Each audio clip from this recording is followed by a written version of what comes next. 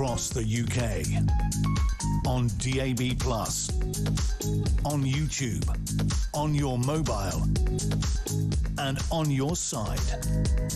This is Talk.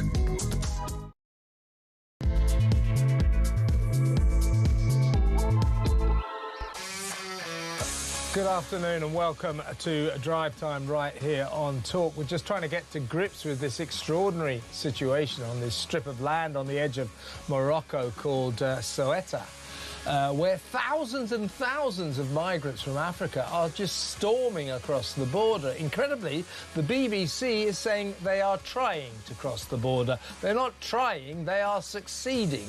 Thousands of them. We'll show you in just a second. What are they doing? They are effectively now in Europe. Could they get to Gibraltar, where, of course, it's quite easy to cross the border there. Now those borders between Gibraltar and Spain have been relaxed. Could they get to Ireland? You know, they're in the EU now. Could they head to the northern beaches, where there is more chaos unfolding? Well, I'll be your host for 3 powerhouse hours of news, views and topical debate, all the way to 7 o'clock. Get on the show, get on the phone and call me on 0344 499 1000, or you can WhatsApp voice note me on the same number, and I promise to play your message out. It is Thursday, July the 30th. Here's what's coming up. As I said, we'll be looking at the Ceuta situation, but not so small boats everywhere. 1,000 or so migrants crossed the channel in a single day, illegally, of course. 3 drowned off the coast of Dunkirk. French cops reveal they're under orders not to intervene. Utter catastrophic chaos, and our new Supreme Leader says there's nothing to see here. Labour's plan to solve this crisis is working. Is King Andy Burnham gaslighting us, or just plain lying? 0344 499 1000. Either way, while he drones on about his pet project social care and millions of mayors, he's clearly not sticking to his pledge to always be honest with us. Is he? 0344 499 1000. Meanwhile, can anyone explain what Britain is getting for the £1 billion we've handed to Mini Macron? Is it just for les gendarmes to stand on the beach doing nothing, but offering feeble warnings to the migrants who completely ignore them as they climb onto the increasingly huge, inappropriately named small boats? Some the length of double-decker buses getting on for 200 passengers. Hey, Monsieur Macron, can we have our money back? 0344 499 1000. In other news, as the police reveal they have dropped the investigation into Gormless geek Zach Polanski's collaboration in an Instagram post allegedly threatening the life of Nigel Farage, the Green leader likes a social media post comparing right-wingers to goose-stepping Nazis. There's no stopping him, is there? How much longer can social media addict, mobile phone addict Polanski last as he brings the Green Party into more and more disrepute? 0344 499 1000. Lots more to cover, all that and so much more, so don't go anywhere. Stick with me right here, right now on Talk, the home of free speech and common sense. Let's spend Thursday afternoon together. Lots to get through today. Breaking news all over the continent, all over Europe. When I say Europe, go over to the African continent, and if you check the sort of northern coast of Morocco, there's this strange slither of land sticking out from Morocco. It's called Ceuta, and it's actually a part of Spain. And today, I think we've got some film. This has been happening. Thousands and thousands and thousands. There you can see the map of it if you're watching on TV. It's a very short hop. Here they come. This is them. This is what the BBC calls African migrants trying to get into Ceuta. Samara Gill, Talk's ace reporter, is in the studio with me. They're not trying to get in, are they? They're in. It's absolutely insane. Anyone listening right now and not driving, I urge you to turn on the telly or YouTube and actually look at those visuals, because you just can't quite describe it. I mean, it's hordes of young military-age men basically running across as if this is some sort of family fun park, and it's really concerning. Now, what we know is that Spain is governed by a prime minister called Pedro Sanchez. He's of the Spanish Socialist Workers' Party. Yeah, he's a sort of Spanish Jeremy Corbyn, isn't he? Absolutely, massively left-wing. Earlier this year, said that if he had nuclear weapons, he'd bomb Israel. Yes, yeah. So that's exactly the sort of really craven left-wing government that is presiding over this, the Be Kind crew, as we would call them. Earlier this year, the government backed plans to regulise around 500,000 undocumented migrants. So that basically means make sure that they're legal. And it's really concerning. So they say they want a more compassionate migrant system. Have a look at this. That's one of the biggest border crises I've ever seen, honestly, in years. Yeah, let's get this straight. These people are not breaking in from Africa for a new life in Ceuta. This is a stop-off point. They're on their way to Gibraltar and then into Spain. Some of them may even be planning to go directly to Ireland. They are in the EU here. Thousands of them breaking in today. Partly encouraged by that idiot Pedro Sanchez, who has basically said to migrants, "Oh, if you come here, you can stay." He's just basically allowing migrants to break into Spain, and because he's a stupid, no borders lefty, he's just saying, "Well, you can stay." So, but these people probably will either make their way to, through Spain up to northern France, or they might head for Ireland, where they're as good as here. So, you've got that going on. By the way, I've got some breaking news here. This is pretty big, folks, so we'll come back to this story in a little while.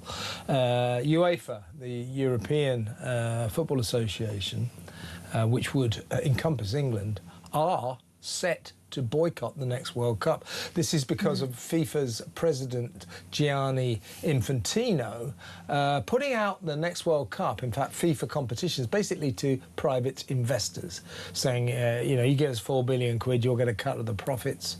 A lot of people are just saying, football isn't for... It's for fans. It's not for people to make vast amounts of money, including Gianni Infantino. Huge pressure on the English FA to ban England or to take England out of the next World Cup. And now UEFA, the organisation that covers all of European football, are definitely, apparently, set to boycott the next World Cup. So if it goes on like this, there's no World Cup. So Gianni Infantino's grotesque greed may have ruined the World Cup.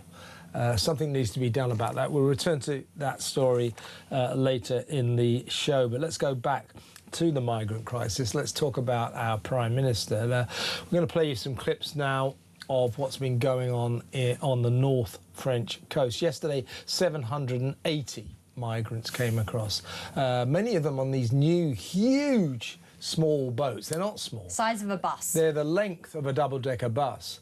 And I think it was last Friday, the world record number of passengers on a single inappropriately named small boat happened. It was 165. So that's the new technique. We believe that at least one of these boats that came over yesterday came from Belgium.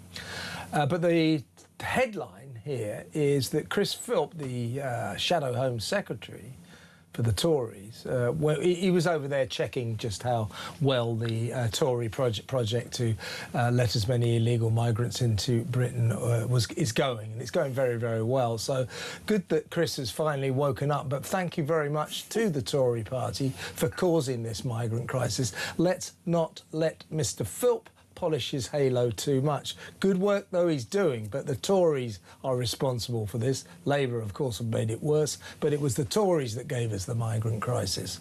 And Labour are merely augmenting the problem. Well, let's have a quick look at Chris Philp on the beaches yesterday. Why have you allowed the migrants into the water? Why haven't you stopped them? Our order is to let them go like that. Your order is to let them go? We just have to say to them, don't do that, it's dangerous. So we get for the past 3 years, we've given the French the best part of £1 billion for them to patrol their beaches in order to stop the migrants and the small boats from leaving and coming to Britain. You know, the original deal was made, I think, 3 years ago by Rishi Sunak with Macron. Shabana Mahmood, a couple of months back, gave him, you know, a ton load more. It comes to about £1 billion. So what are we getting for our £1 billion? Well, you just saw it. We've got a gendarme standing on the beach saying to the migrants, oh, don't get into that boat, it's a bit dangerous. Yeah. You know, you shouldn't really be doing that, you know. And the migrants going, yeah, thanks, getting in the boat, and off they go. That's what we get for our £1 billion.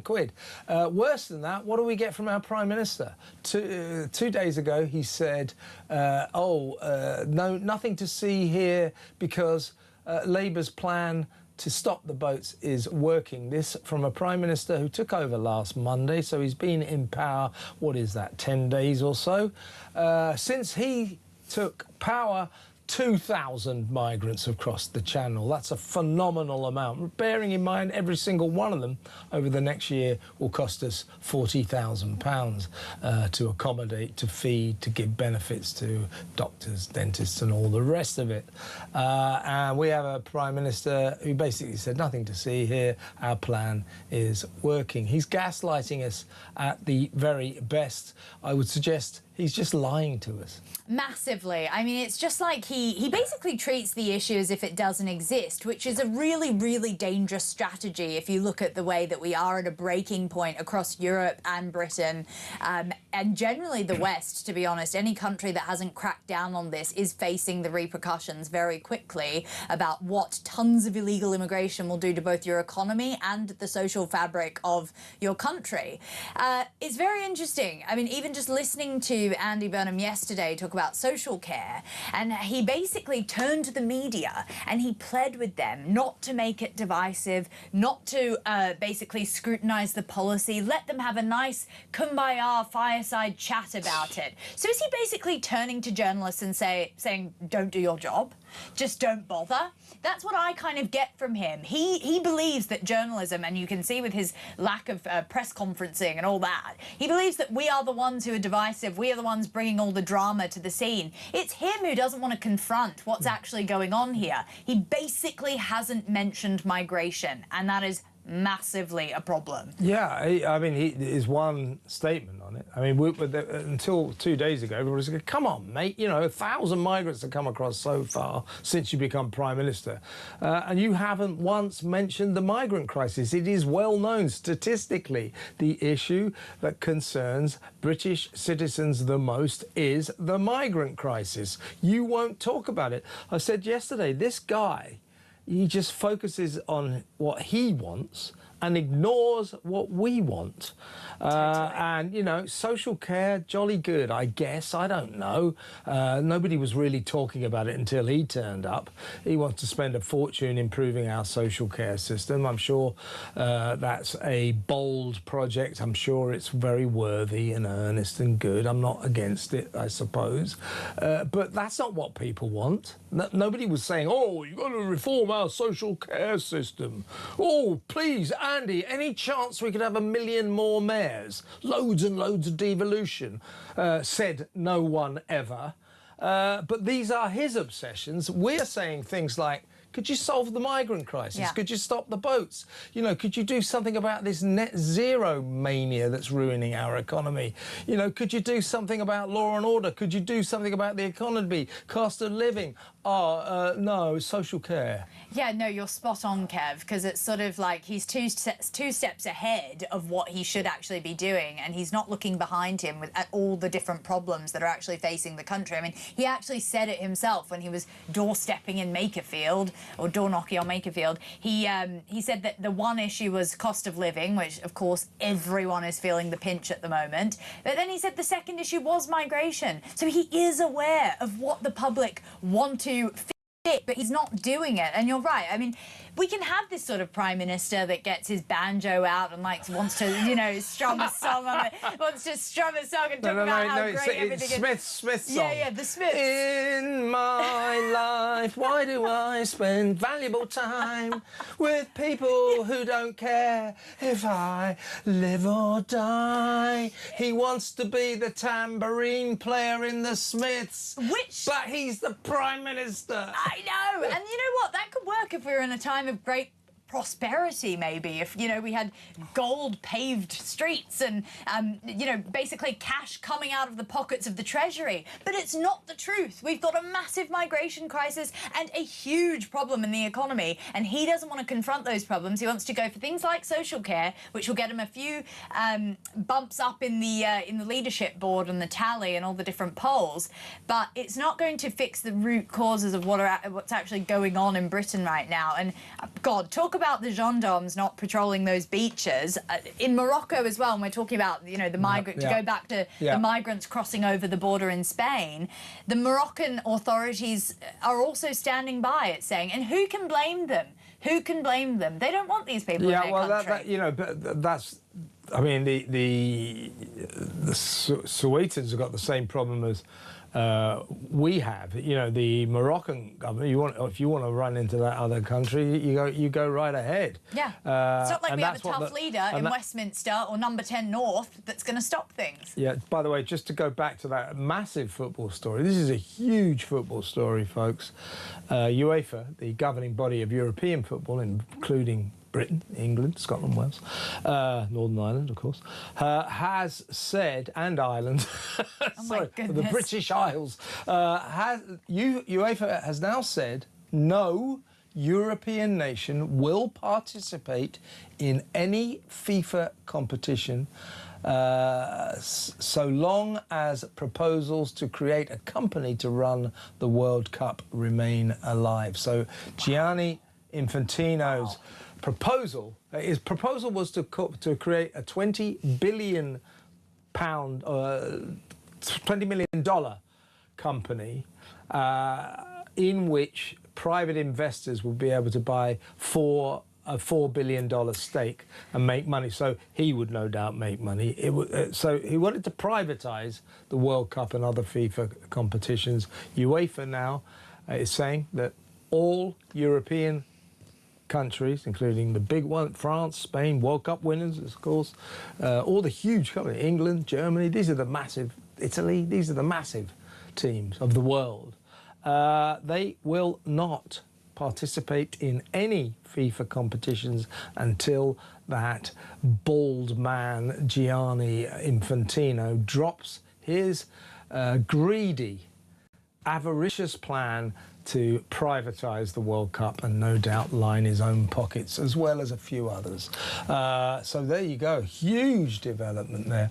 Tell you what, let's go to break, Samara, and when we come back, we'll return to the migrant crisis. Donald Trump says he has warned Andy Burnham that he is killing Britain with migrants coming from all over the world and just camping out. There you go. Donald Trump has said that. So we'll return to the big story of the day, which is the migrant crisis that our Prime Minister barely acknowledges exists. Nothing to see here. Labour's plan to stop the boats is working. What plan? And if there is a plan, it certainly isn't working. That is demonstrable over the last 10 days and certainly yesterday. Oh, the plan to stop the boats is obviously working. 780 illegal migrants crossed the channel unlawfully and pitched up on the South England coast yesterday. Isn't that special? Every single one of them, those guys who came yesterday, because they'll nearly all be young men, economic chancers. They're not escaping war and torture. There isn't any war and torture in France. Every single one of them will cost us, British taxpayers, £40,000 every year. Isn't that special? Stick with us, stick with me and Samara. We'll be back in a minute.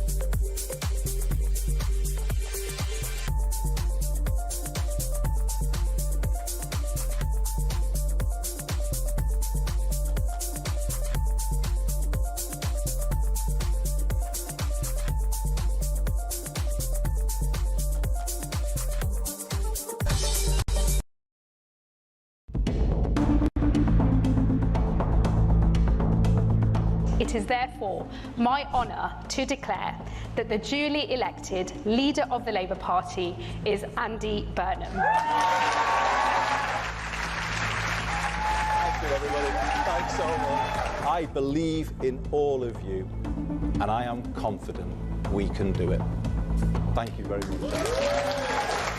I have just come from Buckingham Palace, where I have accepted His Majesty the King's invitation to form a government. I know people at home are fed up with politics. I hear you, and I want to be honest with you. We have not been good enough, and we need to be better. We will be. This man has no mandate whatsoever. He didn't stand on the 2024. Across the UK, on DAB+, on YouTube, on your mobile, and on your side. This is Talk. Welcome back. It's a little-known fact that Samara Gill is a mathematical genius. She's got a brain like a computer. So I asked her I'm going to. I asked her during the break to find out how much those 780 migrants who crossed the channel illegally yesterday will cost us British taxpayers over the next year. That's 780 times £40,000. I promise you, she did this in her own head. How much is it? It's 31,200,000. 31,200,000. So more than 31 million. That's the cost of the migrants that crossed the channel yesterday. And Prime Minister Andy Burnham says our plan to stop the boats is working. Come on, Andy. You can't get away with this. You know, social care, jolly good, loads of mayors, yeah, great. Why don't you start addressing the issues that we actually care about? Never mind your pet projects, your hobby horses. What about the stuff that we care about? We want you to solve the migrant crisis. We don't want you to deny it's actually happening. Unbelievable. Donald Trump has revealed that he told Andy Burnham that him and the Labour government were ruining Britain by allowing in all these migrants. Here's the president in his inimitable style. Take it away, Donald. Prime Minister, Andy Burnham hasn't mentioned publicly migration at all since he's gone into number 10. Did you discuss it with him? I did, briefly. He's going to have to mention it because it's killing your country. I know Starmer did very little about it. And they're coming from all over the world. They're coming from Africa. They're coming from South America. They're coming from different parts of Asia. And they're invading Europe. I mean, they're invading Europe. It's an invasion. And the UK is a prime suspect. Yeah, and Simone, we saw that invasion, you know, in all its lack of glory. I mean, those thousands of migrants running in from Africa into a part of Europe, Spanish Ceuta, that was an invasion. You know, the language police have been telling us for a long time, you can't say invasion, you can't say invasion. Well, I've always said it's an invasion, and I continue to say it's an invasion. And yesterday, or today in Ceuta, we saw an invasion. I mean, physical invasion. Absolutely. I mean, we keep focusing on defence spending. Are you going to get to 3%? Are you going to get to 3%, Andy? Let's talk about the fact that we already have a porous border, and that is the one that is at Dover, and that is being, every day, people are crossing it. I mean, we genuinely don't. On the world stage, it makes us look incredibly weak. And within that statement, Trump also said that during his call with Andy Burnham, Andy said that he would listen to Trump's advice and drill in the North Sea, which I actually thought was quite good. Let's see if he actually carries through with that. But I thought it was quite interesting that Trump was divulging into their entire private conversation, given that apparently Burnham's office sent out a thing to all SPADs, special advisors, saying, if you dare talk to the media, you're going to get fired, basically, straight away. And he's got Donald Trump telling the media exactly what they said. So clearly Trump didn't get the memo. Yeah. Meanwhile, our new Foreign Secretary, God help us, crazy Ed Miliband, has just been on his first European jaunt. He went to France and then Spain. He's not mentioning the migrant crisis either. I would have thought that is part of the Foreign Secretary's brief. Have we got Ed talking? Let's have a look at old Ed. From London to Paris to Madrid. Our relationship with Europe is at the heart of our foreign policy, and I've been visiting our closest neighbours that have been so badly affected by the wildfires, and together we're going to tackle the climate crisis because it's absolutely in our national interest. And that's what our foreign policy is all about, because the old idea that there was foreign policy and policy about Britain no longer holds. Whether it's the cost of living or climate or defence and security, we've got to work with our allies because it's right for Britain. You could give him any old job, he'll still obsess on the climate, won't he? But that list of priorities, what wasn't in that? By the way, why have these people, Burnham's the same, everything he says, they do a sort of TikTok video with music. Stop treating us like children. Do interviews. That would be better. But in that list of his priorities, going to work closely with Europe, going to talk about the climate change. Didn't mention the migrant crisis, did he? No, the climate crisis is what is more pertinent at the moment and what must be addressed. I mean, it's ridiculous. The climate crisis. What about the migrant crisis? He was talking to Macron in that video. He could have spoken about the fact that the gendarmes, as we've just shown, don't do anything, don't want to stop those crossings from happening, and that all that money is being flushed down the drain. Really at the altar of, I don't know, the fact that the Labour Party actually isn't doing much about the crisis. And, you know, I wanted to bring this story in. We had a very, very horrible thing happen with an asylum seeker over in Manchester. Let's talk about this story in Manchester. We thought we'd do this story just to sort of just zone in on one migrant.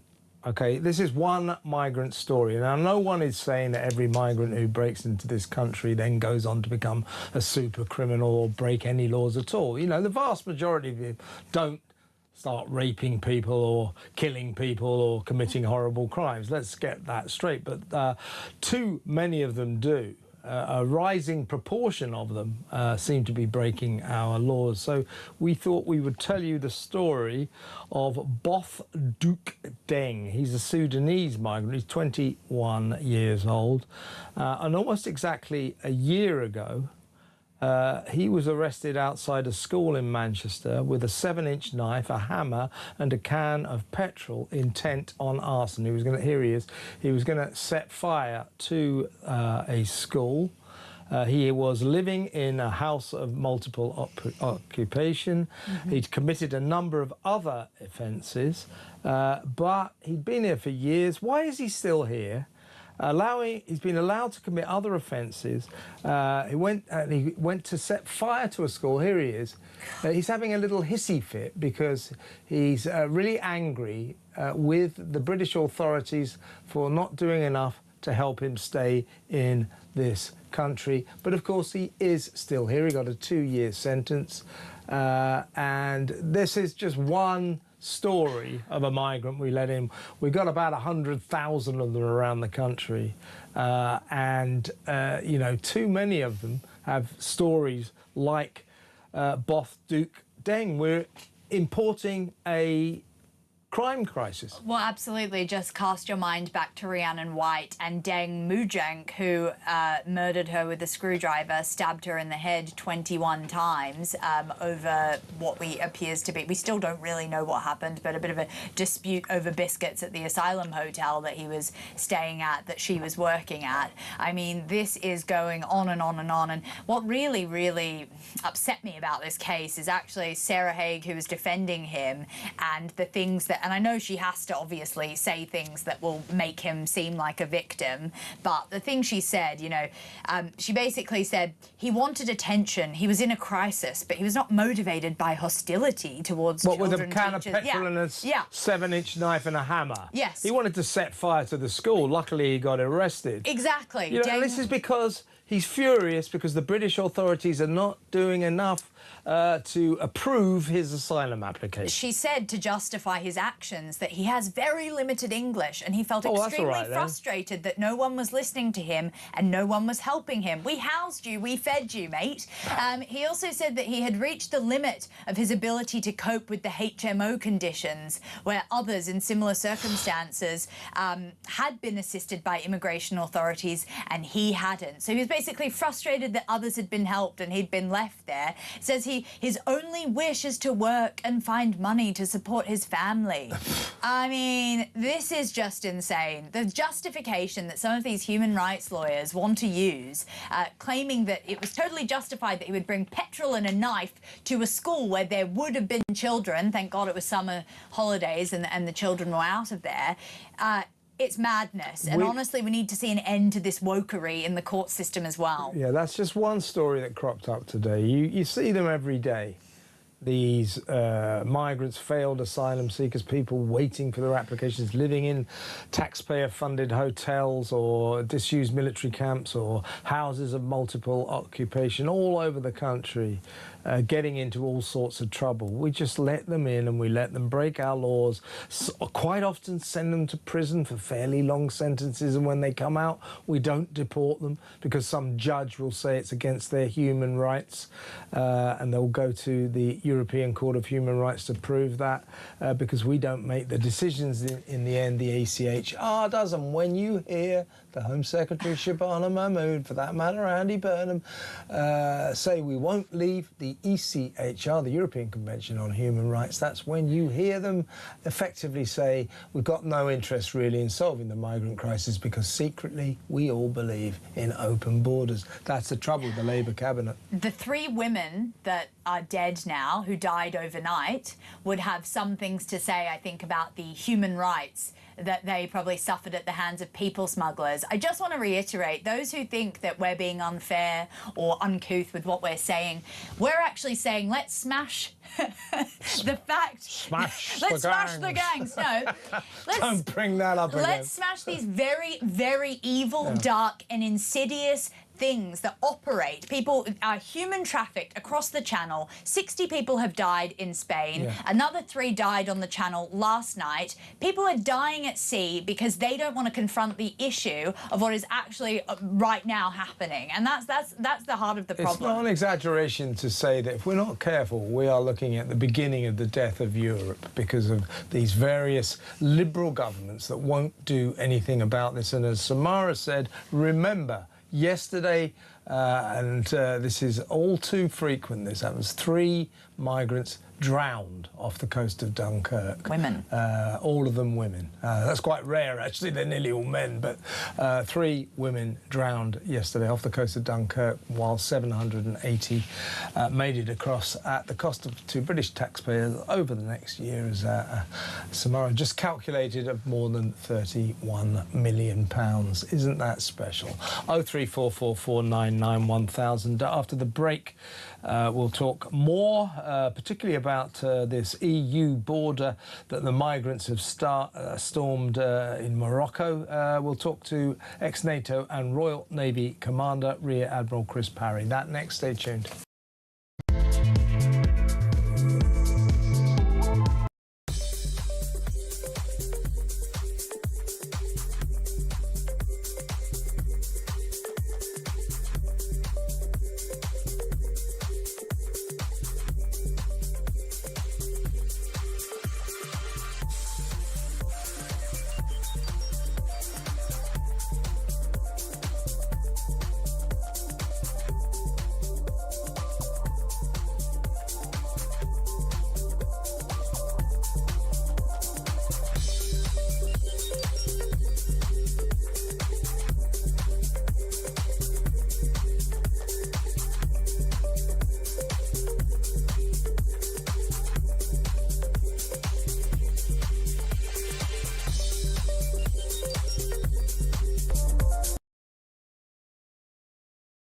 Across the UK, on DAB+, on YouTube, on your mobile, and on your side.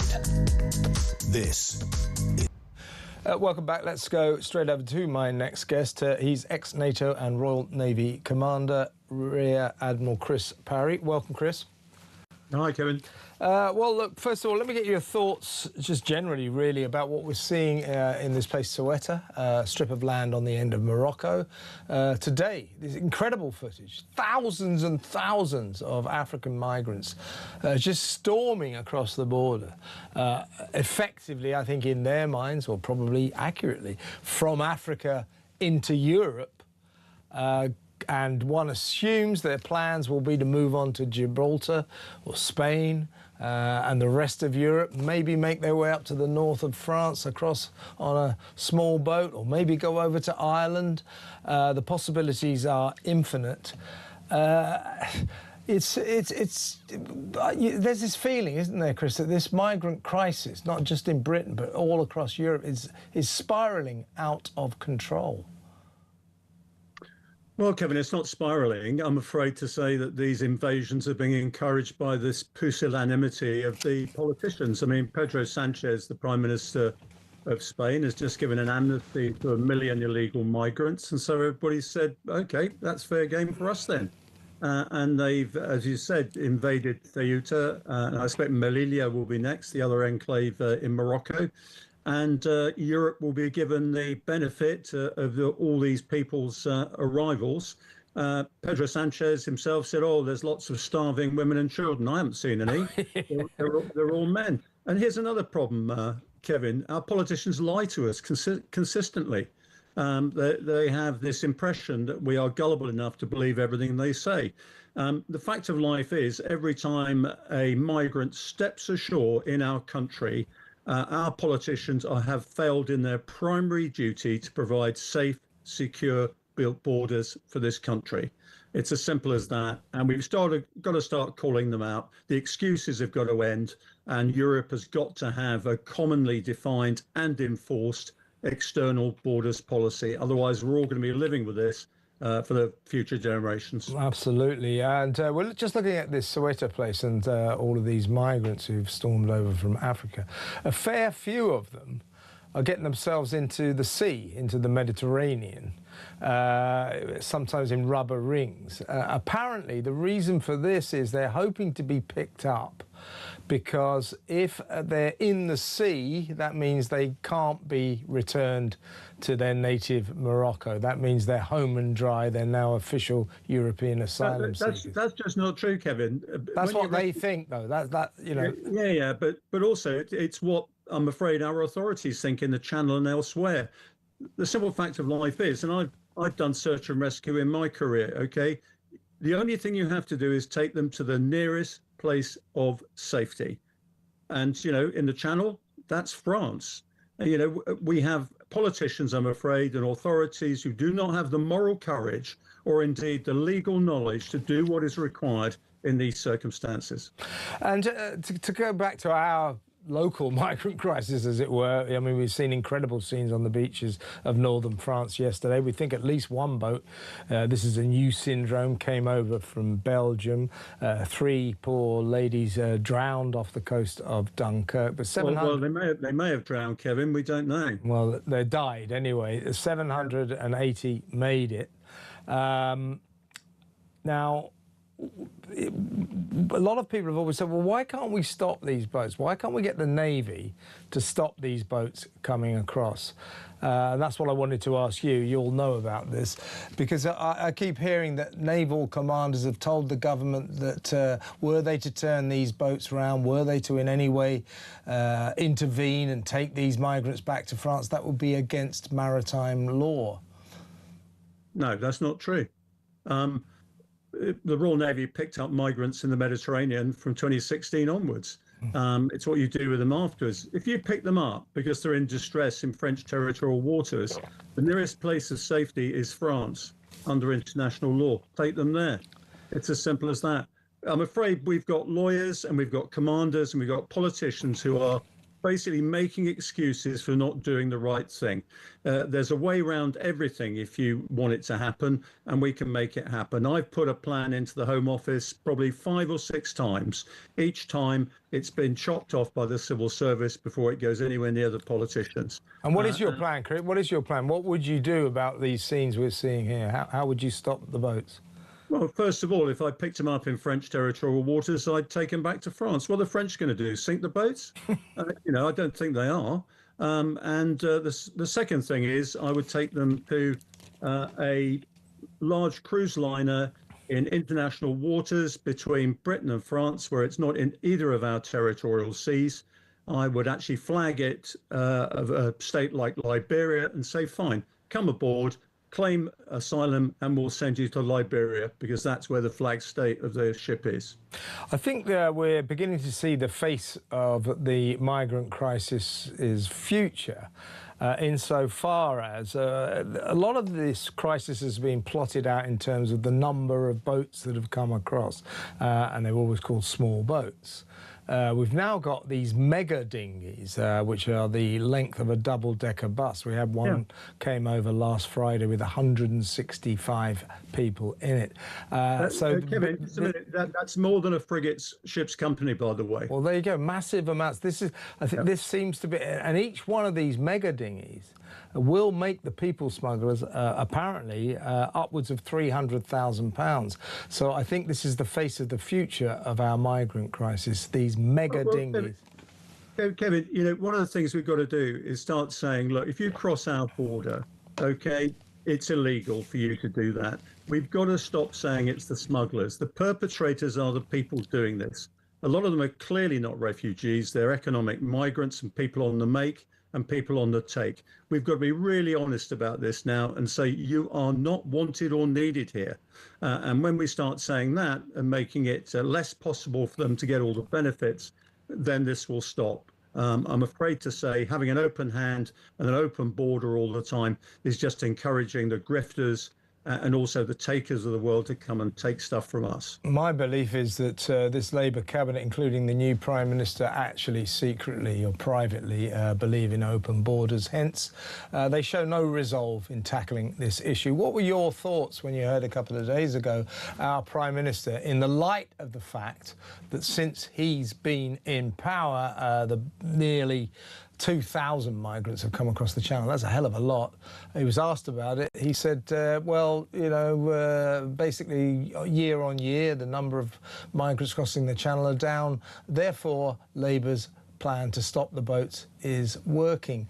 I was trying to work out whether I think that is gaslighting us or just plain lying. It's certainly not the truth. But what do you think about a Prime Minister who's basically trying to tell us, look, why don't you just think about my little social care plan and my plan to create 1 million mayors? Let's not talk about this awkward issue, the migrant crisis. Let's move on. Nothing to see here. What do you think about that, Chris? I've said it already, Kevin, they lie to us. And I'm afraid to say, unless we actually impose penalties on politicians who lie to us and gaslight us all the time, it's going to continue.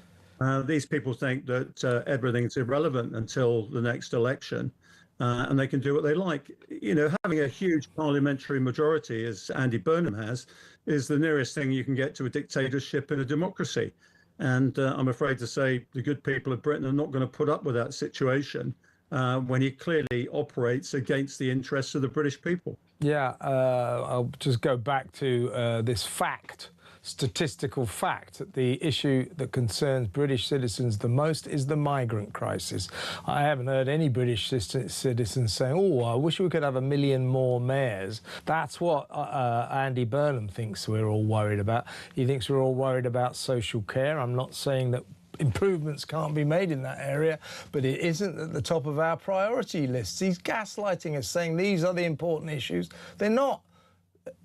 Well, Kevin, you know, if he's interested in social care, look at all the social care we're affording to all these millions of migrants that are coming into Europe and the tens of thousands that are coming here. And the fact of life is, you know, when you go down the high street and find that every other shop is able to give skilled migrant visas for dozens and scores of people, you can see the casual incompetence with which our civil service and indeed our parliamentarians operate. We shouldn't put up with it. The basic problem is that, you know, the old John Stuart Mill thing applies. You know, if you want to stop bad things happening, good people have to step forward. You can't leave it to these shysters, I'm afraid. At the moment, Chris, we're in big trouble. It is out of control. You're quite right. Very good to talk to you. Thank you for coming on to the show. The excellent Rear Admiral Chris Parry there. Next up, we're going to go to Madrid, talk to freelance journalist Simon Hunter there, get the latest on what's going on in the Spanish province of Ceuta, which is actually attached to Morocco, across the Med, as it were, from mainland Spain. But we wonder what these thousands of migrants who've stormed into Ceuta today are planning. I mean, it isn't to make a new life in Ceuta, I'll tell you that. They have plans to move on, probably in the end to Britain. We'll talk about that in a minute. Stay tuned.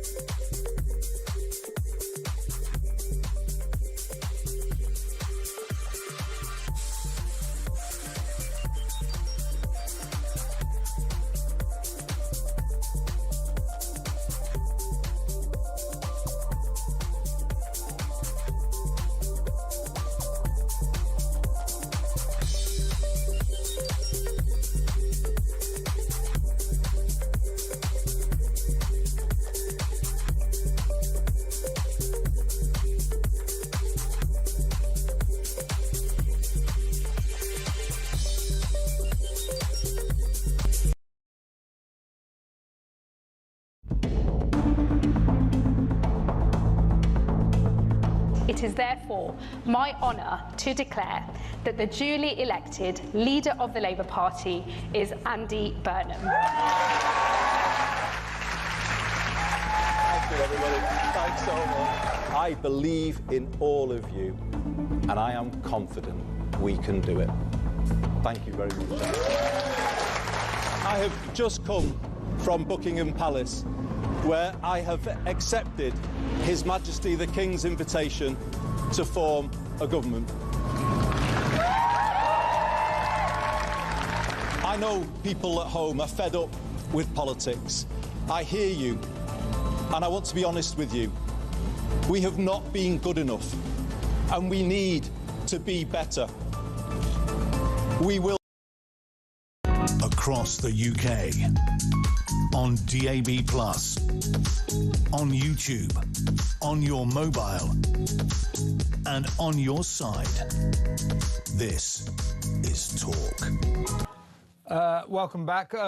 Breaking news, Green MP for the Green Party, Adrian Ramsey, has told Times Radio, our sister station, that if he had been in Zach Polanski's position, he would have apologised for sharing a picture of a man wearing a T-shirt with a guillotine, saying, "We are only making plans for Nigel," as in Nigel Farage. So I think the wheels are coming off the Polanski bus, even the Greens realise they got a wrong in here.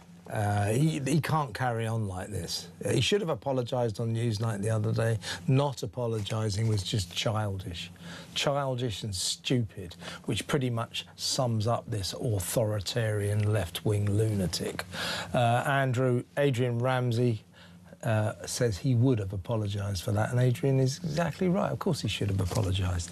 We'll come back to that story in a little while. Let's go over to Madrid, though, and talk to freelance journalist there, Simon Hunter. Hi, Simon. Good afternoon, Kevin. Good to have you on the show. Now, what are the Spanish saying about what's going on in Ceuta? You know, because we've got this incredible footage of thousands of African migrants, you know, just storming the border, running in, thousands of them. Quite a few of them, interestingly, then immediately sort of immersing themselves in the Mediterranean in rubber rings, because they believe that if they're found in the sea, they cannot possibly be returned to Morocco. Not sure of the truth of that, but that's what they think. But these are surprising scenes. Some people saying these migrants are encouraged by Pedro Sanchez's policy to give 1 million migrants Spanish residency. What are the Spanish saying about what's happening here? Yeah, sorry, Kevin. First of all, I'd just like to apologise because I'm being scorched by the sun here and attacked by flies. So yeah, we've heard about what's going on over there. It's very hot. Yeah, no worries. So forgive me if you see me swatting flies in my face, but no slightly problem. improvised connection with you guys. But yeah, there's no evidence to suggest that there's any pull effect from what Pedro Sanchez has been saying. In fact, the Spanish newspaper El País is reporting, which is on the ground, speaking to some of these migrants who are arriving, and many of them are saying that they are not even aware of such policies. But I mean, this has been a situation. The thing is that Ceuta and the other northern African exclave city, Melilla, have been they're frontline EU external borders, and just like the Canary Islands, I mean, they are targets for migrants who are trying to reach European sources. This has been going on for years. Yep. So what people in Spain are saying is that this is happening, and in this case it's kind of it harks back to 2001 when we had the biggest. It was 8,000 people tried to come across the border at Ceuta in 2021, which was when the Moroccan border authorities basically kind of stepped back because there was a spat going on with between Spain and Morocco. So this is something that we see on a very regular basis. What do they tend to? What are they, Simon? What then is it that these migrants intend to do? Is it to get across the Mediterranean to Gibraltar or to mainland Spain? Do they think they're already in Europe and therefore they can proceed with impunity to somewhere like Ireland or something? What do they tend to think their ambitions are with this breaking into Ceuta? The ambitions is that if they get across the border, then they should technically be processed by the authorities and taken to a migrant holding centre. There are exceptions to that, as you mentioned. If people swim across if people come via the sea, then they can be returned. Although there is a legal battle going on regarding that at the moment.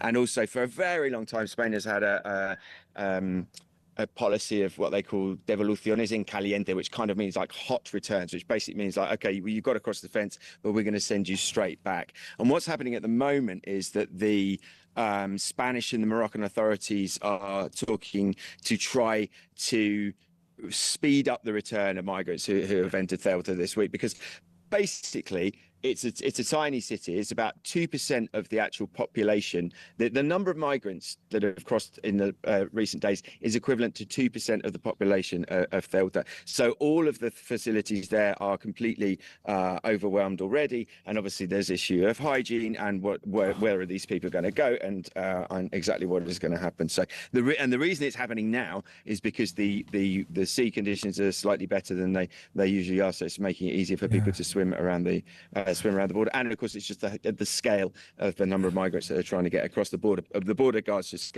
basically cannot cope. If they, in theory, Simon, if they got to Gibraltar, with this new border arrangement, could they just walk through Gibraltar and go straight through the border to Spain?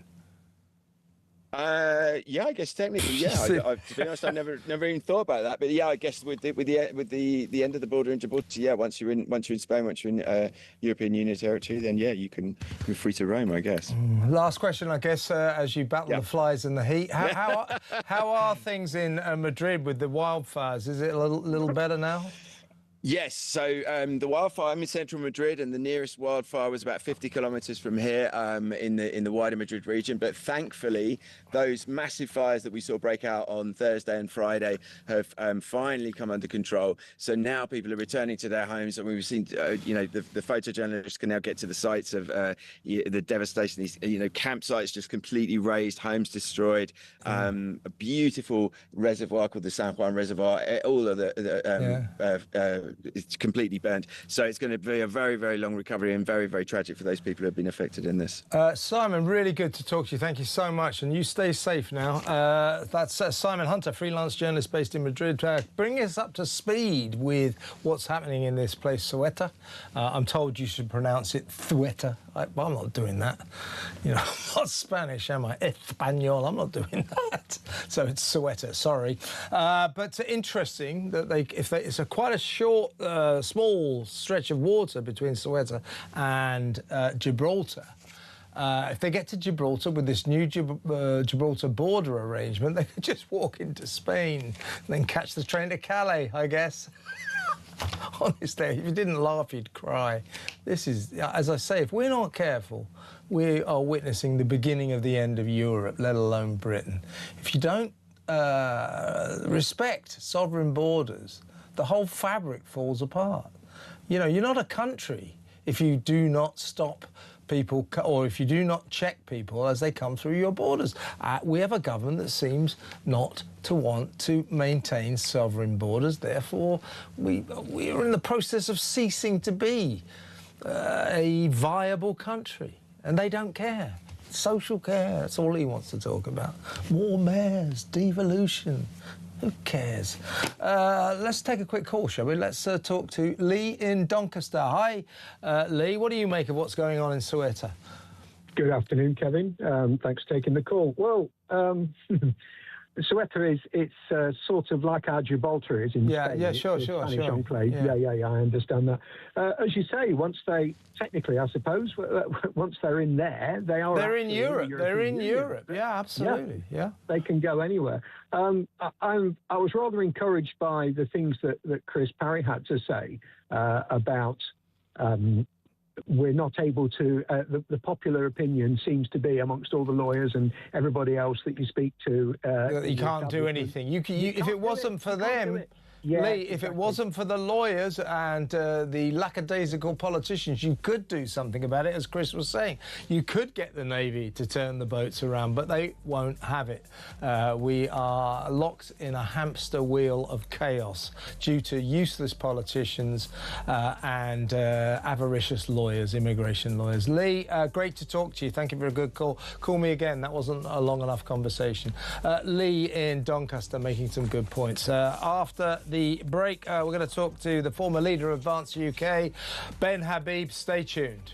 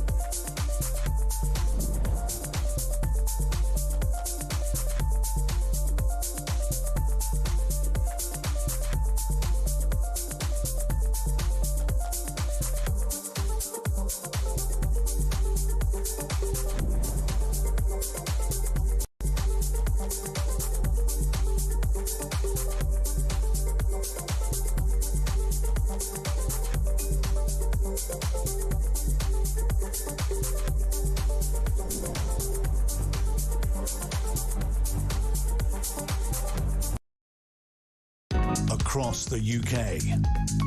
On DAB+, on YouTube, on your mobile, and on your side. This is Talk.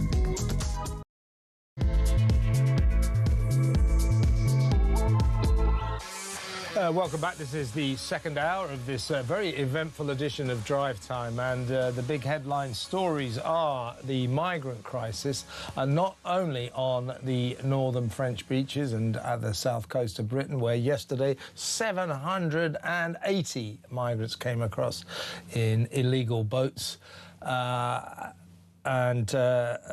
Meanwhile, down in the Spanish enclave of Ceuta, which is just a kind of stretch of land attached to Morocco, thousands of African migrants have burst across the border, so they are effectively now in Spain. We're hearing that quite a few of them died, as many as 60, because they're all diving into the sea because they believe that that will make it impossible for the authorities to return them to Morocco. I'm not quite sure of the veracity of their belief, but that's what they think. So there are thousands of them like heading into the sea and just hanging out in rubber rings, and we're hearing now that 60 of them have died. So this is a crisis on two fronts, the south and the north of Europe. As I say, our borders are dissolving, and if you have no borders, you have no country, you have no Europe.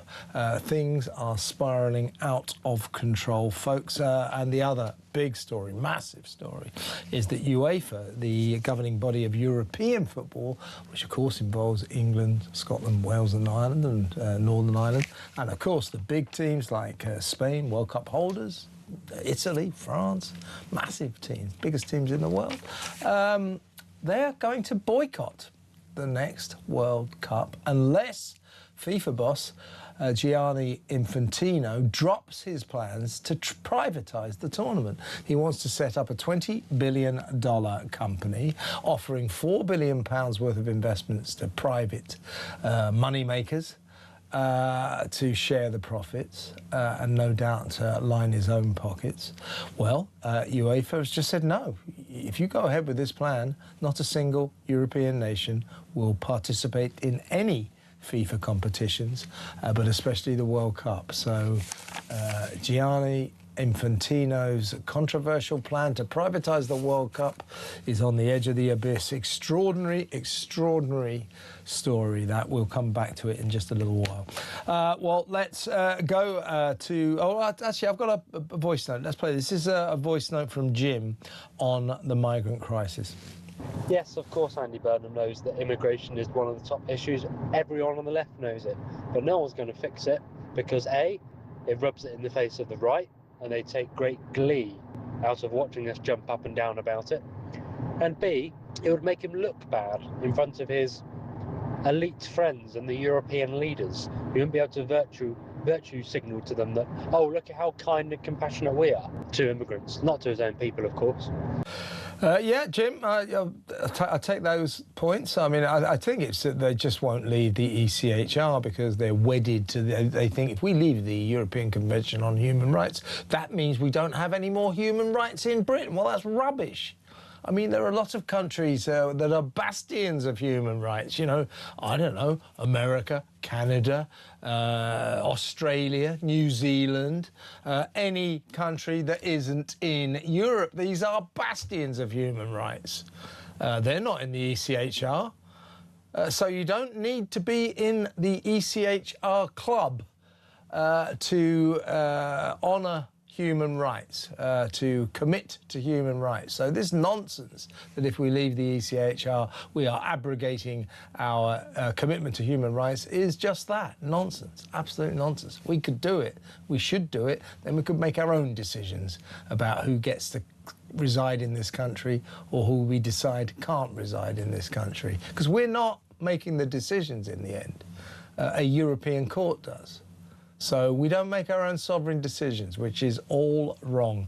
Let's go over to my next guest. He's the chairman of the Great British PAC, former European MP, former MEP, Ben Habib. Hello, Ben.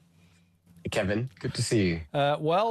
We've got migrant crisis city today on both fronts, south and north. We'll get to what happened on the northern beaches of France yesterday. Extraordinary scenes during which one French cop told Chris Philp, the Shadow Home Secretary, that the reason that they weren't stopping the migrants walking past them and getting onto these increasingly huge, inappropriately named small boats was that they've been told, the gendarmes, the police, not to intervene, but just to warn the migrants that they're embarking on quite a dangerous voyage. So basically, that's what we get for our £1 billion that we've given the French to patrol their beaches. We get gendarmes telling migrants, be careful, it's a bit dangerous.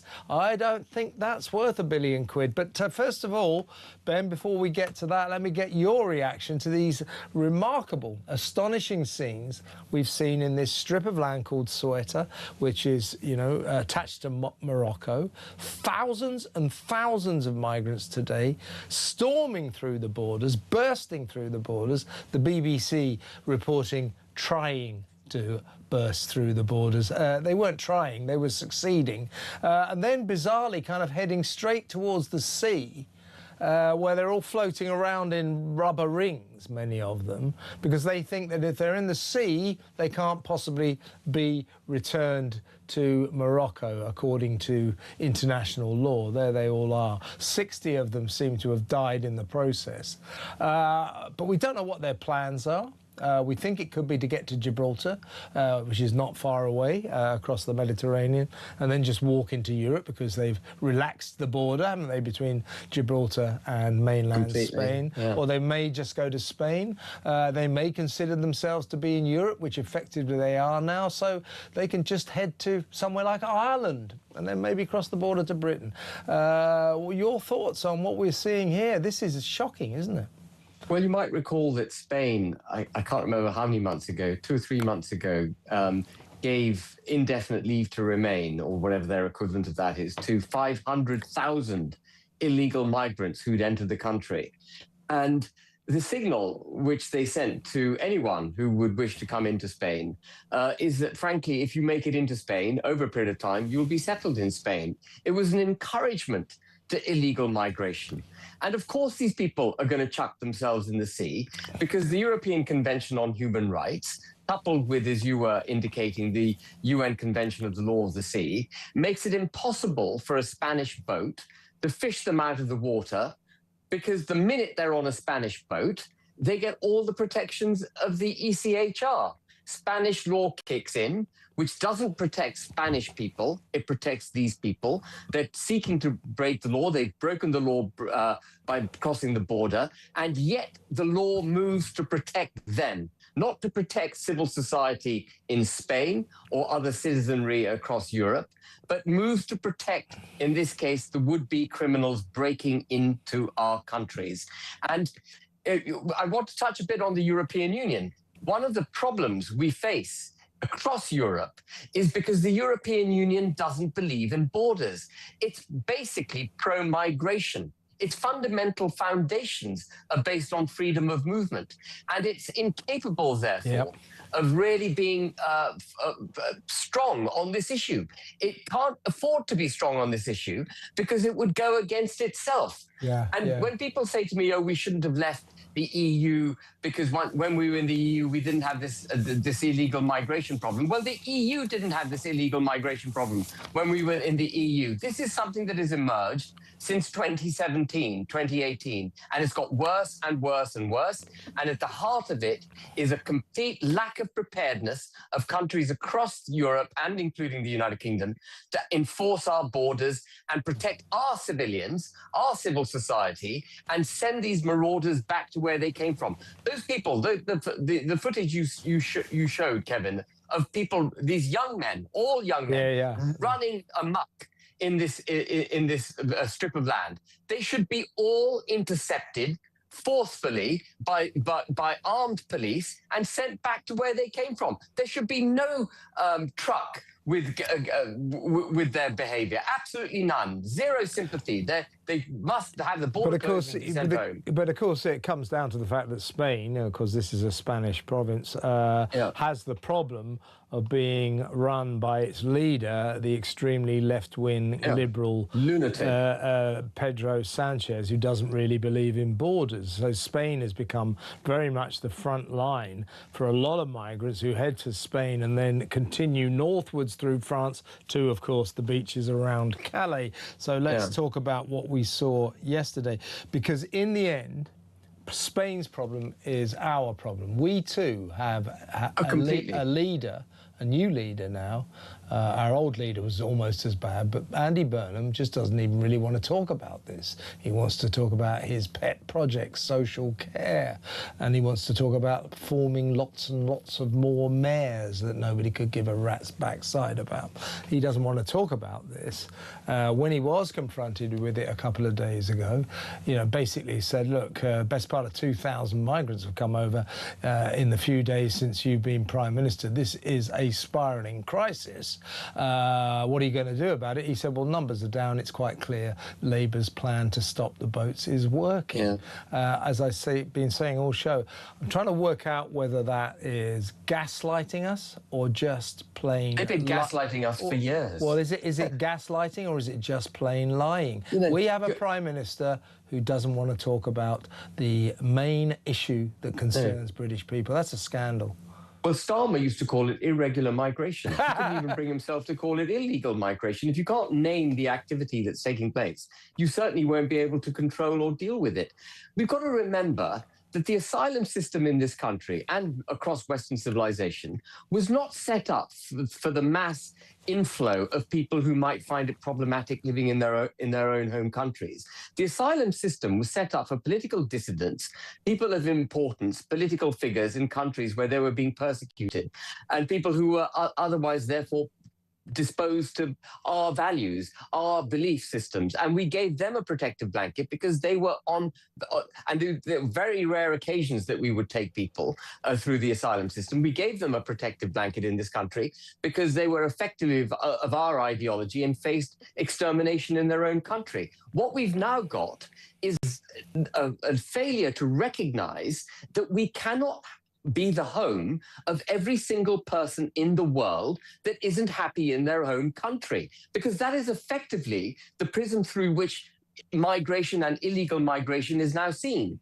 We are obliged, because we've forgotten who we are as a people, effectively to put a protective blanket around anyone who feels uncomfortable in their home country and wants to come to the United Kingdom or to Europe. That's how it's become. And what are we going to do, Ben? I don't suppose we can get our money back, but we should. Over the past few years, 3-4 years, we've given France, old mini Macron, the best part of £1 billion. Absolutely, yeah. For the French gendarmes to patrol their northern beaches and theoretically stop the migrants and stop the boats from setting sail for Britain. It's 21 miles across the channel. Doesn't take that long. But they're not. And Chris Philp, the Shadow Home Secretary, has been doing some good work. It does make me slightly laugh. A Tory going, oh, look at this migrant crisis. It's all Labour's fault. It's so bad. It's not. Chris, it's your party. You gave us the migrant crisis. Thank you very much to the Tories. Let's never forget that. The Tories created the migrant crisis. Yes, Labour have made it worse, but this is the Tories' fault. So in some ways, it slightly sticks in my craw to see Chris Philp, a Tory, polishing his halo on the northern beaches, saying, isn't this a catastrophe? Isn't this a disaster? Yes, Chris, it is, and it's your fault. That said, he did some good work, and he confronted a French gendarme, a French copper, and said, why aren't you stopping these migrants that are ignoring you, walking past and getting onto the boats? He said, because we are under orders not to intervene. The only thing we are ordered to do is to warn these migrants that the voyage they are about to embark upon is dangerous. That's it. That's what we get for our £1 billion. This is a disgrace. It is a disgrace. And of course, you and I and many, many other people have known that it's been a disgrace from the beginning. You know, when we first started paying money to France, we paid them, I think, 5 million quid. You'll have to fact check me, but around £5 million in 2018. And then it ballooned into £1 billion. But the more money we paid them, the more they realized that we will pay even more money if they send more illegal migrants, because we believe, stupidly, that somehow France will be prepared to keep illegal migrants in their country and do the job that the British Navy should be doing on our behalf. What we should have spent that £1 billion on was developing a militia, fast boats, well-trained people, sensors, drones, barricades, whatever it takes, to intercept these boats in the channel and send them back to France. Yep. And of course, the other optical example, very optical example we have of the French abusing the deal that we have with them is their patrol boats, which go alongside these dinghies to the point of British territorial waters and then hand these dinghies effectively over. And they've also been filmed the last couple of days chucking lifeboats, life jackets at the migrants in these increasingly huge, inappropriately named small boats. So the French don't stop them. They just say, be careful, you know, alors, you know, be careful, you know, it's a dangerous voyage. Yeah, thanks. And then they just get on the boats. And then the French patrol boats sort of basically come up alongside these dinghies and say, you haven't got any life jackets. Here you go. That'll keep you safe. By the way, I had Rear Admiral, former NATO, Chris Parry on earlier. He said this nonsense about maritime law, you can't return them to France. He said it's absolute claptrap. He said what you do, you take people like this to the nearest safe place, which would be France. So we're being peddled lies about what we can and cannot do. The reason that they keep coming is because we have a Prime Minister and a Cabinet and a government that essentially privately believe in open borders. They don't want to solve this crisis. No, and that's the heart of the problem, which is why I mentioned the EU. You know, they all want to be part of the EU. Burnham is a Europhile. Starmer was a Europhile. The vast majority of Tories in the last government were Europhiles. And it's in their DNA not to believe in borders. They couldn't care less about citizenry. They want nation states to cease to exist. They want to empower Brussels. At the heart of the Brussels project is the removal of the nation state, ever closer union. You know, that's the direction they're going in. They've created this problem willfully, and they can't now get off this conveyor belt. They don't know how to do it. It's interesting hearing Kemi Badenoch, I'm encouraged by it, saying that we will remove the European Convention on Human Rights from the body of British law. We will leave the jurisdiction of the European Court of Human Rights. But what she hasn't said, and she should say in the next breath, is that in order to do that, we will have to terminate the trade and cooperation agreement we have with the European Union, because that prohibits us from actually leaving the ECHR. It's got nothing to do with the EU, the ECHR, but the trade deal we signed with them requires us to stay committed to the ECHR. So if Kemi wants to lead the ECHR, she needs to have a plan for how we're going to terminate that wretched agreement with the EU and what we're going to do with the EU if and when rather than if, they cut up rough with us, because that's what they'll do. I hear all these politicians talking about, for example, Kemi's also talking about ditching net zero. We can't ditch net zero unless we terminate our arrangement with the EU, which commits us to it. So these politicians who chuck out these sound bites, and they know that the populace want to hear it, the electorate want to hear it, don't actually have a plan behind their sound bites. And they've got to start developing a very robust, coherent, flipping plan, because unless they do that, this country is going to sink. Absolutely right, Ben. Ben, really good to speak to you on this very eventful day. That's Ben Habib, chairman of the Great British PAC, former MEP, so he's got quite a big stake in all of this. Don't forget, in a little while, we're going to be addressing this incredible football story that UEFA, the governing body of European football, which obviously encompasses England, France, Italy, Germany, all the big teams, has said that no European nation will participate in any FIFA competition as long as proposals to create a company, private company by FIFA boss Gianni Infantino, remain alive. So Gianni Infantino has been told, either you ditch this plan to privatise the World Cup, to offer it to private investors, no doubt line your own pocket as well. Either you ditch that, or no European nation will participate in the next World Cup. So for Mr. Infantino, this is a day of reckoning. What will he do? Has his greed blown up in his face? The answer is clearly yes. Extraordinary story. We'll come to that in a minute. But after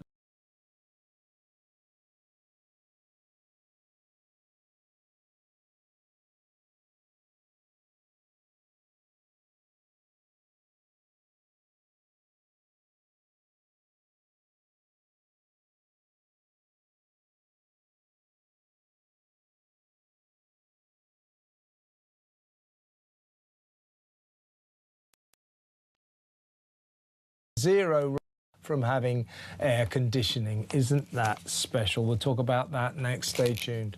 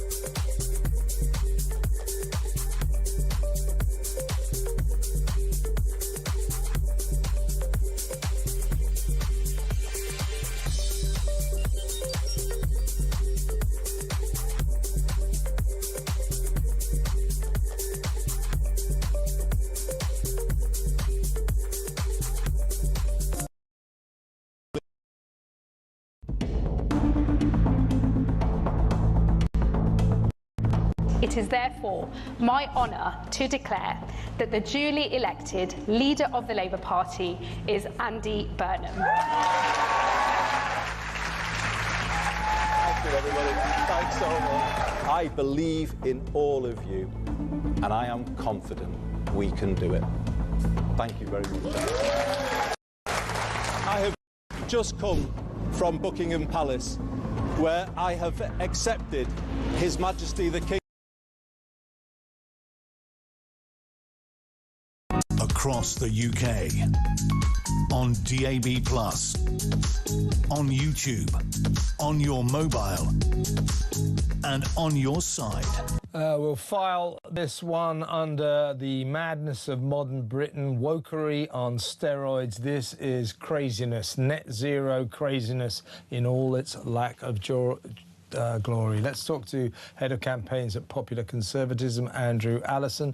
Hi, Andrew. Well, this one beggars belief.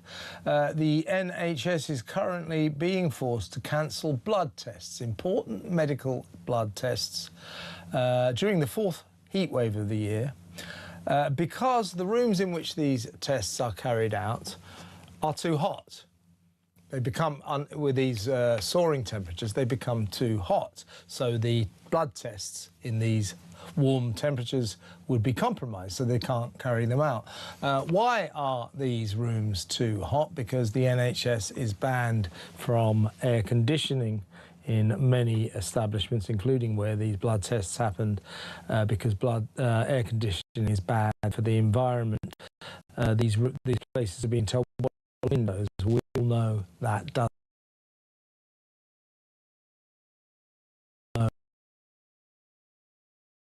But this, you know,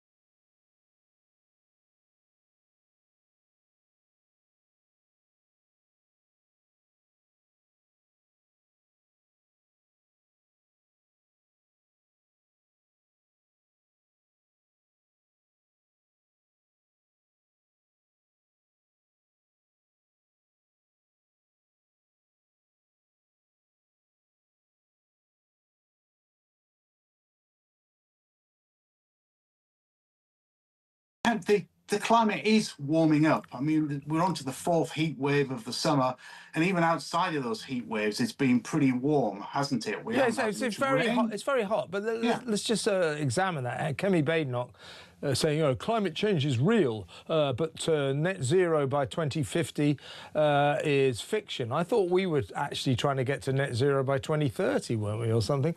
But either way. Climate change might be real, but the question on the table is can humanity do anything about this? Is climate change just happening, or is mankind causing it? No one has proved that mankind is causing it. So Kemi could have gone into that nuance. She seems to be saying, oh, well, mankind is doing this, but we can't really get to net zero by 2050. Well, prove that mankind is doing it, because no one has so far. The climate has varied over the centuries. We know this. We know this from a medieval warm period. We know to a little ice age so years ago. We know that this is happening. But the fact is, it is happening. And I'm afraid the NHS not putting on an air conditioning unit to preserve these blood samples isn't going to make a blind bit of difference to global warming, climate change, or whatever you want to call it. As I say, we need to become much more resilient. We're going to have to adapt to these new temperatures. We're going to have more air conditioning. Look at reservoirs, look at water. The last major reservoir, Kev, that we built was in Derbyshire in 1992. The population of the UK at that time was 57.5 million. Today it's 69.5 million, 12 million increase. Well, all those people have to drink water. All of those people have to take showers. All of those people have to wash their clothes, etc., etc. We need to become more resilient. We need to build more reservoirs. We need to look at desalination plants. We need to look at cheap, abundant energy, because that's only cheap and abundant energy that can allow us to do all of these things that we need to do so we can cope in these hotter temperatures. And we need to be less childish, like Ed Miliband, about air conditioning.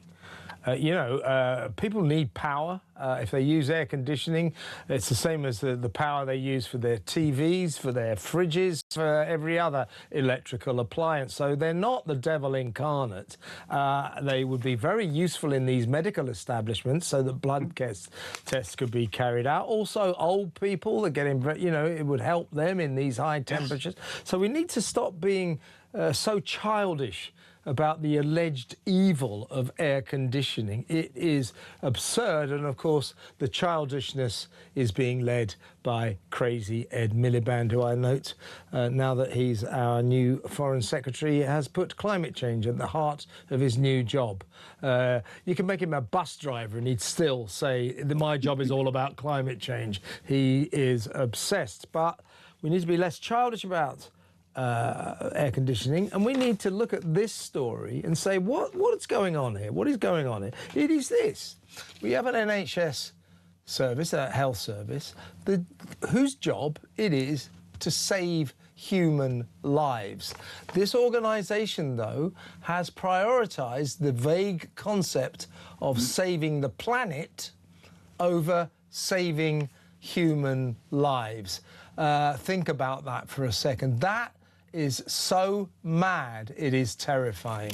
Well, it is utterly terrifying that's what they've decided to do. And you're quite right about older people in general, who air conditioning would really benefit them. But of course, in the winter times, they can't even afford to put on the heating when it gets cold, all due to these mad net zero policies. God, we really do need cheap and abundant energy in this country, and the only way we're going to get that is abandoning these net zero policies completely. And as for the NHS, it really should hang its head in shame. It should be doing everything that it can to make sure it continues through the hotter months, not trying to put restrictions in place like this. Yeah, and I've got some advice for Kemi Badenoch.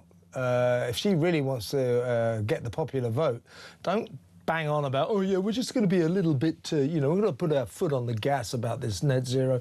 We're still going to do it, but, we're not going to do it, like crazily like Ed Miliband. No.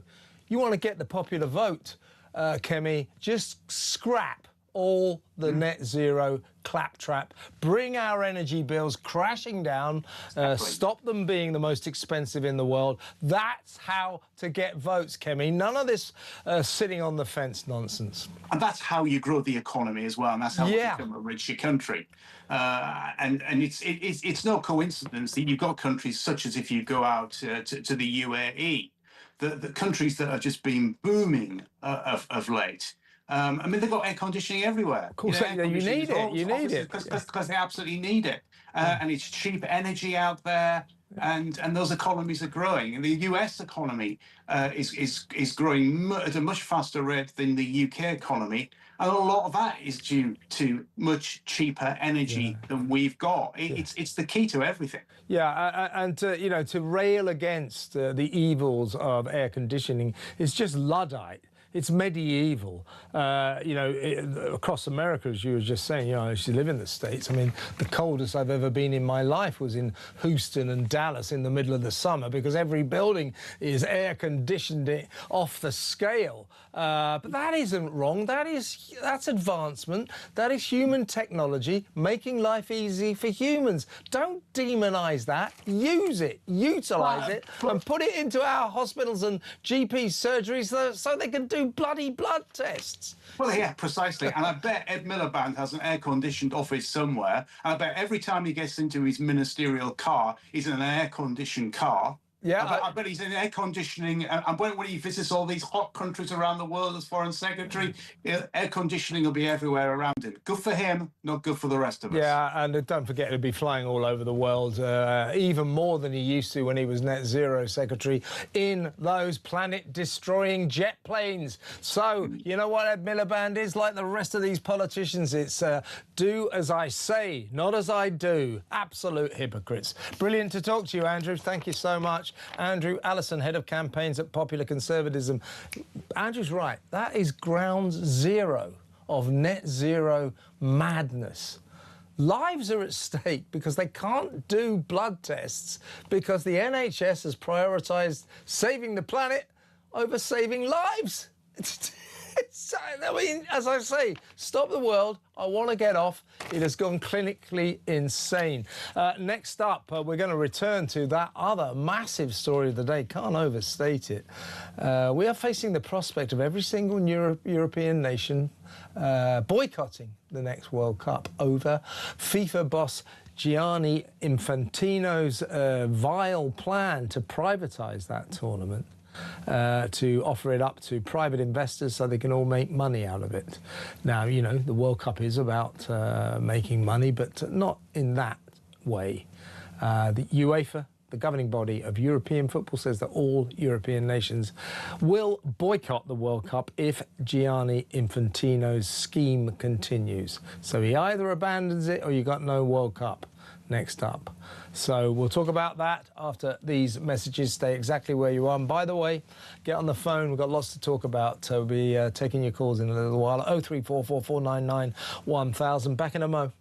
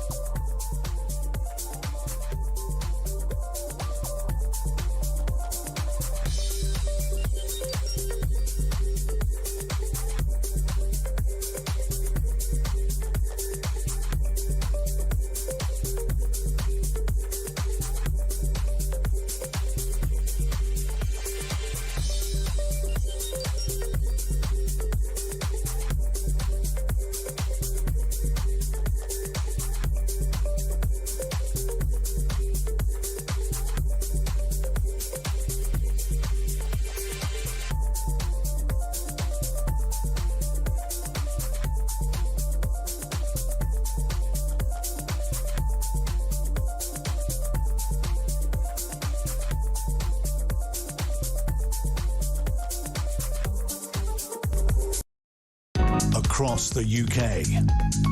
On DAB+, on YouTube, on your mobile, and on your side. This is Talk. Welcome back. As I've been saying, it was a couple of days ago when Gianni Infantino, the bald weirdo who runs FIFA, the governing body of world football, announced effectively that he was going to privatise the World Cup, turning FIFA football competitions into a private $20 billion company. He offered up $4 billion worth of shares in that to private investors. Immediately, even the English FA started to say, hang on, we're not happy about this. Fans are furious. Andy Burnham has commented, many other world leaders as well. So as of this morning, it was England were under pressure to pull out of the next World Cup if this plan continues. Well, it has now gone into overdrive, that story. It has been turbocharged by an extraordinary statement by UEFA, that is the controlling body of European football. 55 football associations, national football associations from around Europe, including, of course, England, Scotland, Wales, Ireland, Northern Ireland, and of course the big nations, the World Cup winners, Spain, France, Italy, all of these key nations in the World Cup. They're saying either Infantino drops this avaricious, greedy plan, no doubt partly to line his own pockets, or they will not participate in the next World Cup, or indeed any FIFA football competitions. This is major, folks. Let's talk to journalist and broadcaster, but author of Tears for England. He's been crying about England football club or football team ever since 1966. That was the last time we had reason to smile. Robert Taylor. Welcome, Robert. Hello, Kevin. We had reason to smile in 1966. Not much reasons to smile ever since, including this last World Cup. Let's get that straight. We didn't do that well. But now, this is massive. This Gianni Infantino character, who looks like a kind of bald villain in Thunderbirds. He looks like one of those puppets, doesn't he? He has announced basically the privatisation of the World Cup, turning it into a $20 billion company into which £4 billion worth of private investment will be encouraged. UEFA have just announced, well, if that goes ahead, there will be no European countries in the next World Cup. In other words, there will be no World Cup. What do you think Gianni Infantino is going to do now? He's standing on the edge of the abyss, isn't he? Well, I certainly hope that he's going to pull back from these plans, which everyone uniformly throughout Europe, across the political spectrum in the UK, everyone agrees these plans are appalling. It's been called crossing the Rubicon. It's a thin end of the wedge, going over the edge. And it's commercialising the World Cup in a way that's way beyond anything we've seen before. And I actually think UEFA's statement this morning, saying that the moment external investors acquire ownership interest in FIFA competitions, football changes forever. And they went on with an ever more powerful statement. I think it was great. And it's lovely to see all members of UEFA coming together as one to say we're not going to have any part in this. Let me just read some of the statement. There's quite a long statement that UEFA have put out, several pages here. I'll just read a couple of highlights at the beginning. It says that UEFA and its 55 member associations stand as one. We unanimously and unequivocally reject FIFA's proposal to transfer ownership interests in the World Cup and other FIFA competitions to private investors. The World Cup cannot be treated as an investment product. It is one of football's greatest sporting legacies. It has been built over generations by players, national teams and supporters across every continent. No part of it should ever be surrendered to private investors. The World Cup is not for sale. Now, we shouldn't be too sort of hippie-ish about this. The World Cup is about football. The last tournament was a great spectacle. But it is also about making a lot of money. Football is commercial. I've got no problem with that. If football clubs and national football associations couldn't make money, professional football wouldn't exist. So I don't mind the capitalism, the commercial aspect of football. No sensible fan should.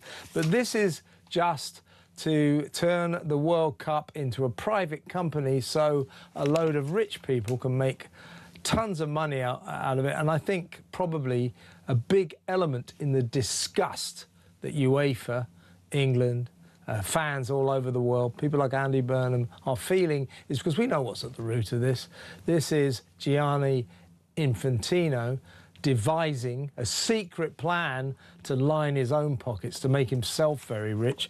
And that's one of the complaints. The UEFA statement says, it is both irresponsible and indefensible that a proposal of such significance for football was conceived in secret and brought to the brink of approval without any meaningful consultation.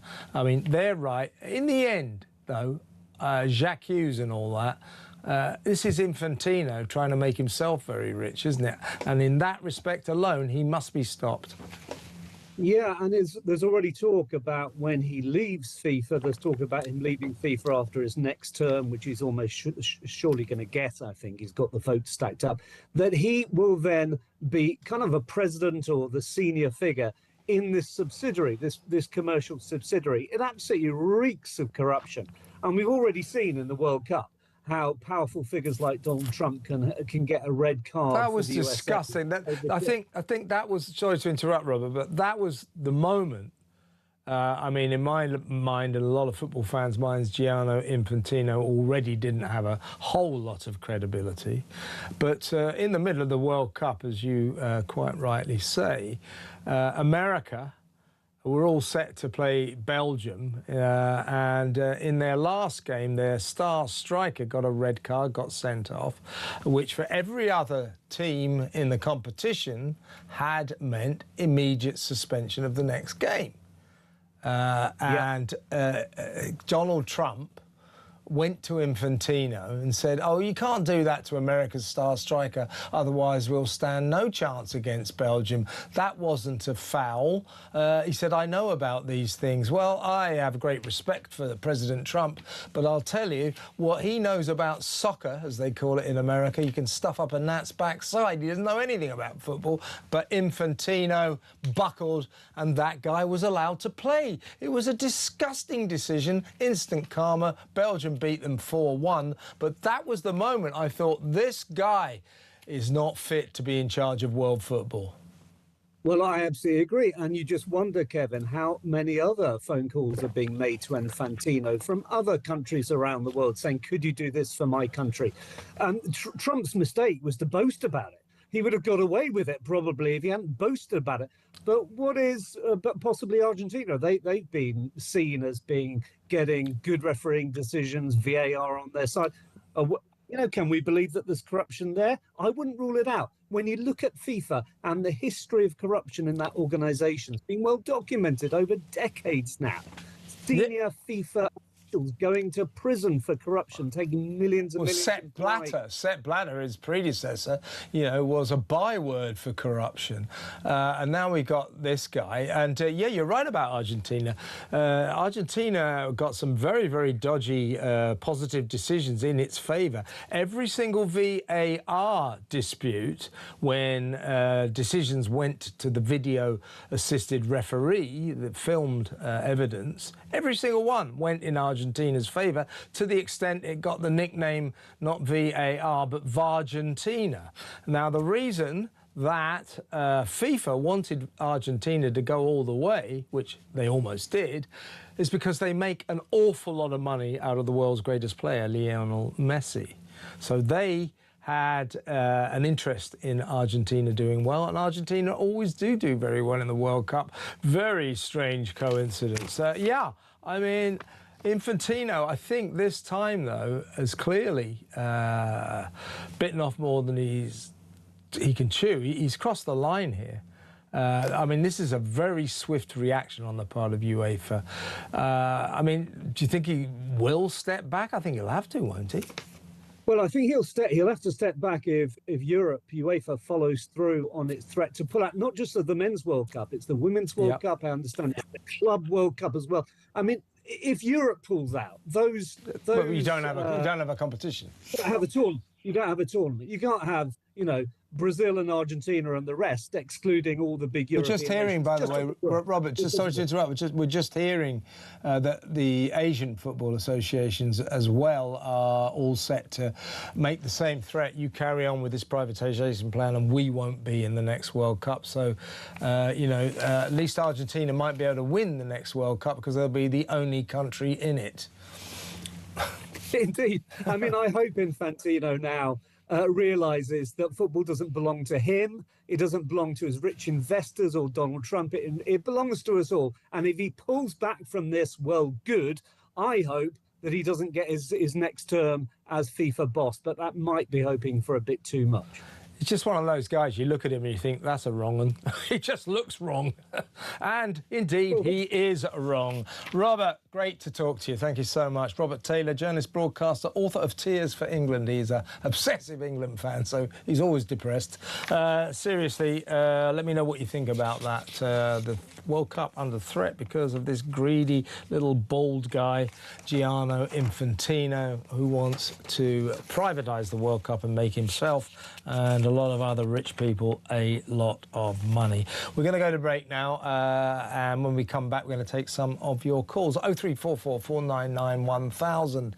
Lots to talk about. Migrants, the World Cup, and anything else you want to talk about. So see you in a minute.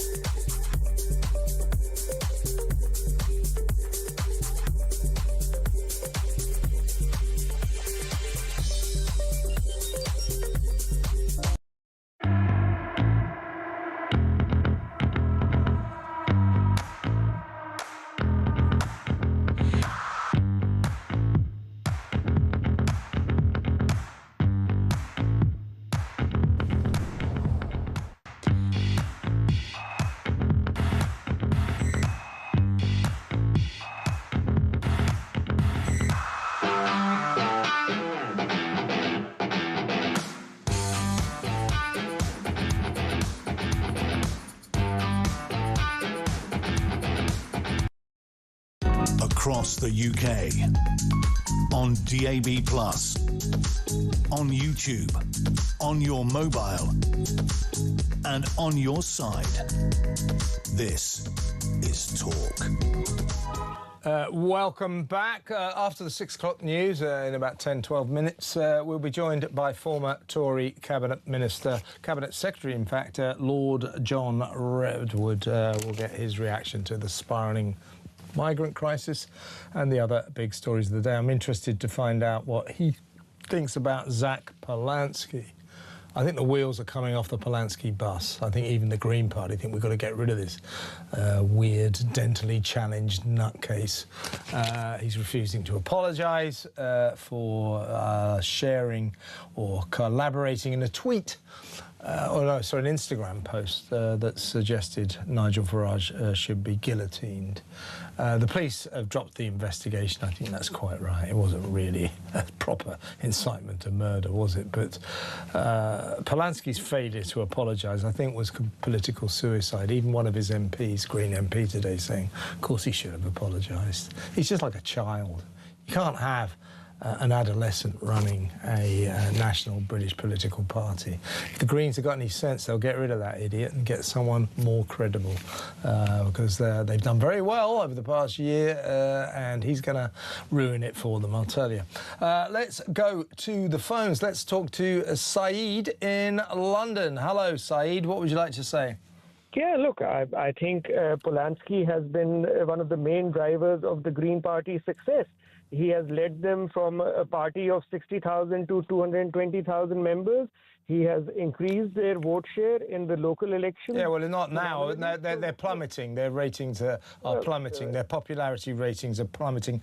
The polls reveal that the wheels have come off the Polanski bus. People aren't going to, even Green supporters, aren't going to put up with policies like legalising heroin and crack. That's just childish and juvenile. Sorry. They voted 85% for him. And yeah, they won't. Yeah, but that was before he started coming out with all these policies. Anyway, I don't want to talk about that, idiot. I thought you were calling about the migrant crisis. Yes. I want to talk about the migrant crisis. Look, I think our economy is dependent on migration. We are an aging population. I think more people die in the UK than are born. I think London, the population... So what are you saying then, that the good policy would be to carry on letting illegal migrants break into our country unlawfully? No. Look, all I'm saying to you is that our economy is dependent because there are a huge number of low-paid jobs which... Yeah, but that doesn't work. Economically, that's illiterate. That doesn't work. No, if you bring in low-skilled... Let me finish, Saeed. If you bring in low-skilled workers, over the years... They do not boost our economy. They cost us more than they bring in. So that idea... No, it is completely discredited. It's an old Blairite idea. Bring in loads of low-skilled, low-paid migrants, and that will boost your economy. It does not work. Next point, please. No, look... No, I've just proved... No, we're not going to discuss that anymore because it is a discredited theory. It doesn't work. Okay, so you don't want to discuss Polanski, you don't want to discuss migration... No, I've just told you. Okay, so go on then. Yeah. No, okay. So let's talk about Burnham then, right? Okay. So I think Burnham has... Let's go around the houses. Yeah, because I think you and I will agree on Burnham. So you don't like him? Because I don't. Okay, good. Let's do this, Saeed. Let's go. He is a much more clever politician than Starmer was. Yeah, I agree with that. He's a good snake oil salesman. I agree with that. All day long, right? And I think what he's trying to do is make a lot of these announcements, which are all sort of 12-month VAT breaks, this thing for 12 months, etc. So there's nothing permanent, but he's handing out a lot of goodies because he is preparing the country for an early general election. Do you think so? A lot of people think this. Do you think that's what he's doing? Yeah, because if you look But what, Saeed, let me ask you this. I mean, I have got a lot of sympathy with your argument. I'm a bit torn about whether I think he actually will do this. Yeah. But because if he did do it, he would, of course, lose probably 100 Labour MPs, but he'd retain a majority. Yeah. Do you think he might do it because he wants to be able to turn around to the country and say, look, when I impose my obsessions about social care and millions of mayors on you, I've got a mandate? I think he will be willing to sacrifice 50 MPs to be Prime Minister. It'd be 100, I think. It would be 100. But they will still retain a majority. No, but I think, look, the Reform poll ratings have been plummeting as well, right? Reform... They're going down, yeah. I agree. May 2025. And then since then, they were the largest party in the May 26 local elections, but they were down about 4 or 5 percentage points from what their projected national score is. So Burnham is making that calculation, that Reform is going down, Greens are under pressure, so maybe I can just win this and get 3 more years. Yeah, exactly. So he's thinking if he strikes now, or shall we say in a few months, that will cut or sort of head Reform off at the pass, kill them off for good. He's then got the reins of power for another 5 years. I mean, it doesn't make political sense, but it still is a bit of a risk because I think fairly soon people are going to see that this guy is promising jam, but he's got nothing to pay for it. So when people begin to understand that his promises are empty and the one promise that he's obsessed with, social care, is going to cost us a 1.8% increase on our tax, our income tax, people might not vote for him. Yeah, no, and I think, but also he also has this advantage that, look, he'll run all the same MPs again, while Reform and Greens have suddenly got to expand and find. Yeah, I agree. Yeah, that's another really good point. That's our Reform actually, you know, they keep saying, oh, we want a general election now. Are Reform actually ready for a general election? Yeah. Do they have 650 credible candidates ready? Do they? No, they have really struggled on councillors. There have been so many who've been suspended. Somebody has decided it's not for them because they thought it was a much more exciting job. So there is a real issue here, and this is what Labour does. Labour has the institutional power, and I think also the Tories have that, right? Because they have this machine. They've been doing it for... Yeah, they know exactly right. The big parties are well-oiled electoral machines, especially the Tories. They really know what they're doing, but so do Labour. The new parties... you know, well, specifically Reform, but you can talk about Restore Britain as well. It's very hard to mobilise yourself, to have the staff, the organisation, to get together 650 credible candidates. And I think you're right, Saeed, that Andy Burnham will be thinking, well, if I do it now, Reform won't be ready. It's an intriguing situation, and let's see. But I'll tell you what, Saeed, it's very nice to agree with you on a point for once. Listen, I've got to move on, though. It's good to talk to you. I enjoy your phone calls. I really do. Thanks for ringing. Saeed in London. Yeah, I think we've got time for another call. Let's talk to Herbie in Harrow. Hi, Herbie. Good evening, Kevin. Oh, what a nightmare situation. Yeah, look, I mean, you saw these boats. We saw what's going on in the northern French beaches. 780 yesterday. You seen this stuff in Morocco, or Ceuta, as it's called, this strip of land off on the end of Morocco. Thousands of African migrants breaking in, basically then saying, we're in Europe. What are you going to do about it? Look at it. I mean, in other words, this migrant crisis, you know, we're fond of saying, oh, it's all about boats coming over from France. It's not. It's international. We are being infiltrated, invaded from the south and the north. Thank you, Kevin. I'm glad you said invaded, because it's been on the cards for a long time, and nobody will admit it. Kevin, how much longer can this go on for? Mind you, our new Prime Minister has said, don't worry, it's all under control. How can it be under control when thousands are waiting to come over? How is he going to pay for it? Where's he going to put them all? Are we ready for unrest? We certainly are. Yeah. I mean... What did you make of 2 days ago when it was put to our Prime Minister, our supreme leader, King Andy? What do you think about the migrant crisis? You know, there's been 2,000 migrants since you became Prime Minister. He said nothing to see here. Labour's plan is working. He's just lying to us. Of course he is. Kevin, this is how he's going to get on. Listen, reality will strike us very, very soon. And it isn't going to be a pretty sight, Kevin, believe you me. We're on a collision course for some kind... we're on a collision course for some kind of reckoning here. I agree with you, Herbie. Got to move on, but always good to talk to you, mate. Thanks for another good call. Herbie in Harrow. As I said earlier, after the 6 o'clock news, we'll be joined by former Conservative Cabinet Secretary, Lord Redwood. Stick around for that. See you in a minute.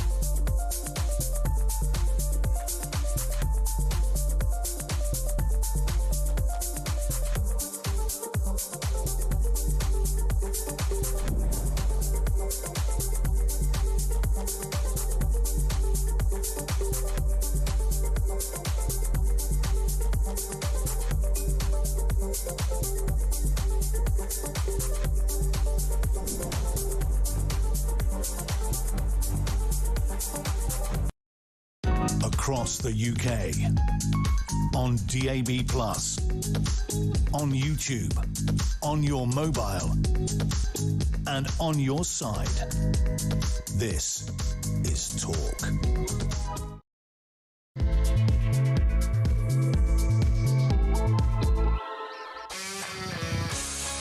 Welcome back. In a little while, this is a story that has entered the agenda from off-field, but I think it's fascinating. The Hollywood Oscar-winning actor, also music star, Jared Leto, suddenly in a bombshell BBC documentary called Hollywood's Darkest Secret, has been accused by 4 women of sexual assault and rape. He's responded by saying, I've never sexually assaulted or raped anyone in my life. But people say that's the end of a glittering career. I mean, the BBC, that's a shocking allegation to make against anyone, and to make a documentary about it. So this very popular star of many a film, Oscar-winning actor, he's also the front of a top pop group as well, a rock band. He could be on the edge here. People are saying this is the end of his career. Suddenly, boom. We'll talk about that in a little while. Very interesting story, I thought. But first, let's go through some of the big stories of the day with former Conservative Cabinet Secretary, Lord John Redwood. Welcome to the show, John. Good afternoon, and welcome to Common Sense, as we always get here. Not a whole lot of common sense in terms of the migrant crisis going on right now, John. If you think about what's been going on yesterday on the northern beaches of France, the Shadow Home Secretary, Chris Philps, happened to be there while 780 migrants managed to get themselves into boats and make it to Britain, only 21 miles across the channel there. He asked one of the watching French policemen, the Les Gendarmes, who were just standing there watching the migrants go past them and climbing into these increasingly huge, not very small boats. He said, why aren't you stopping them? You know, we've given you, effectively saying, we've given you £1 billion. You're supposed to be stopping them. And the copper says, oh, no, we're under orders. The only thing that we're allowed to do is to tell these migrants that the voyage they are about to embark upon is dangerous. That isn't a great return for £1 billion of investment, is it? It's a disgrace, and I'm pleased Chris Philp has decided to highlight it again, and it's something this government ought to get on top of immediately. They could get the French attention by saying we're not paying the money anymore because we're not getting any value for it. But I mean, I think Chris Philp both pointed out who the person was who had started the motor and organised the boat trip, and they wouldn't arrest him, and he was clearly a major criminal, and they could catch him doing the dreadful thing. And Chris Philp also pointed out that the boat was loaded in shallow water, and the French could have intercepted and stopped people getting on it because they wouldn't have been out of their depth and they could easily have been taken to shore. So they're not trying at all. And I've always said to ministers of various governments, how is it that this European law, which makes us rescue these people as soon as they get over the dividing line between French and British waters, doesn't also apply to the French? Surely they should be rescuing these people in their waters a long time before they get to English waters, but they never seem to apply the same law. So, due to yesterday's massive invasion, 780 in a single day, by the way, 3 women perished off the coast of Dunkirk. So there's a reminder that when people like you and I say we've got to stop these boats, we're not being racist or inhuman. We're worried about the cost in terms of human lives. People die doing this. This has got to be stopped. What did you make, John, of the Prime Minister's statement a couple of days ago? He was confronted and said, basically, look, Andy, since you became Prime Minister last Monday, more than 1,000 migrants have come across the channel illegally in unlawful small boats. Actually, I say small boats. One of them, last Friday, was one of these new mega dinghies, had 165 people on board, so they're not so small these days. And then, of course, yesterday, the amount of migrants that have come in since Burnham took over the helm, it's almost doubled. So effectively, he said 2,000 migrants have come across the channel since he became Prime Minister last Monday. He was confronted with this and he said, well, you know, overall numbers are down in terms of these crossings. Labour's plan to stop the boats is working. That is either gaslighting the nation on an epic level, or it's just a direct lie. This guy will not engage with the #1 concern, the primary issue that concerns the British people. You said, you talked about a disgrace in terms of the French. I would say that's a disgrace in terms of our Prime Minister. Why won't he talk about this? Well, because it's deeply embarrassing for him, because he doesn't will the means to do what people want him to do. And we know, I mean, he's told us that in the Makerfield by-election, this was the #1 priority, and people say get on top of it. We don't want our borders to be open. Why should we have to pay all these bills for all these people who've come in illegally?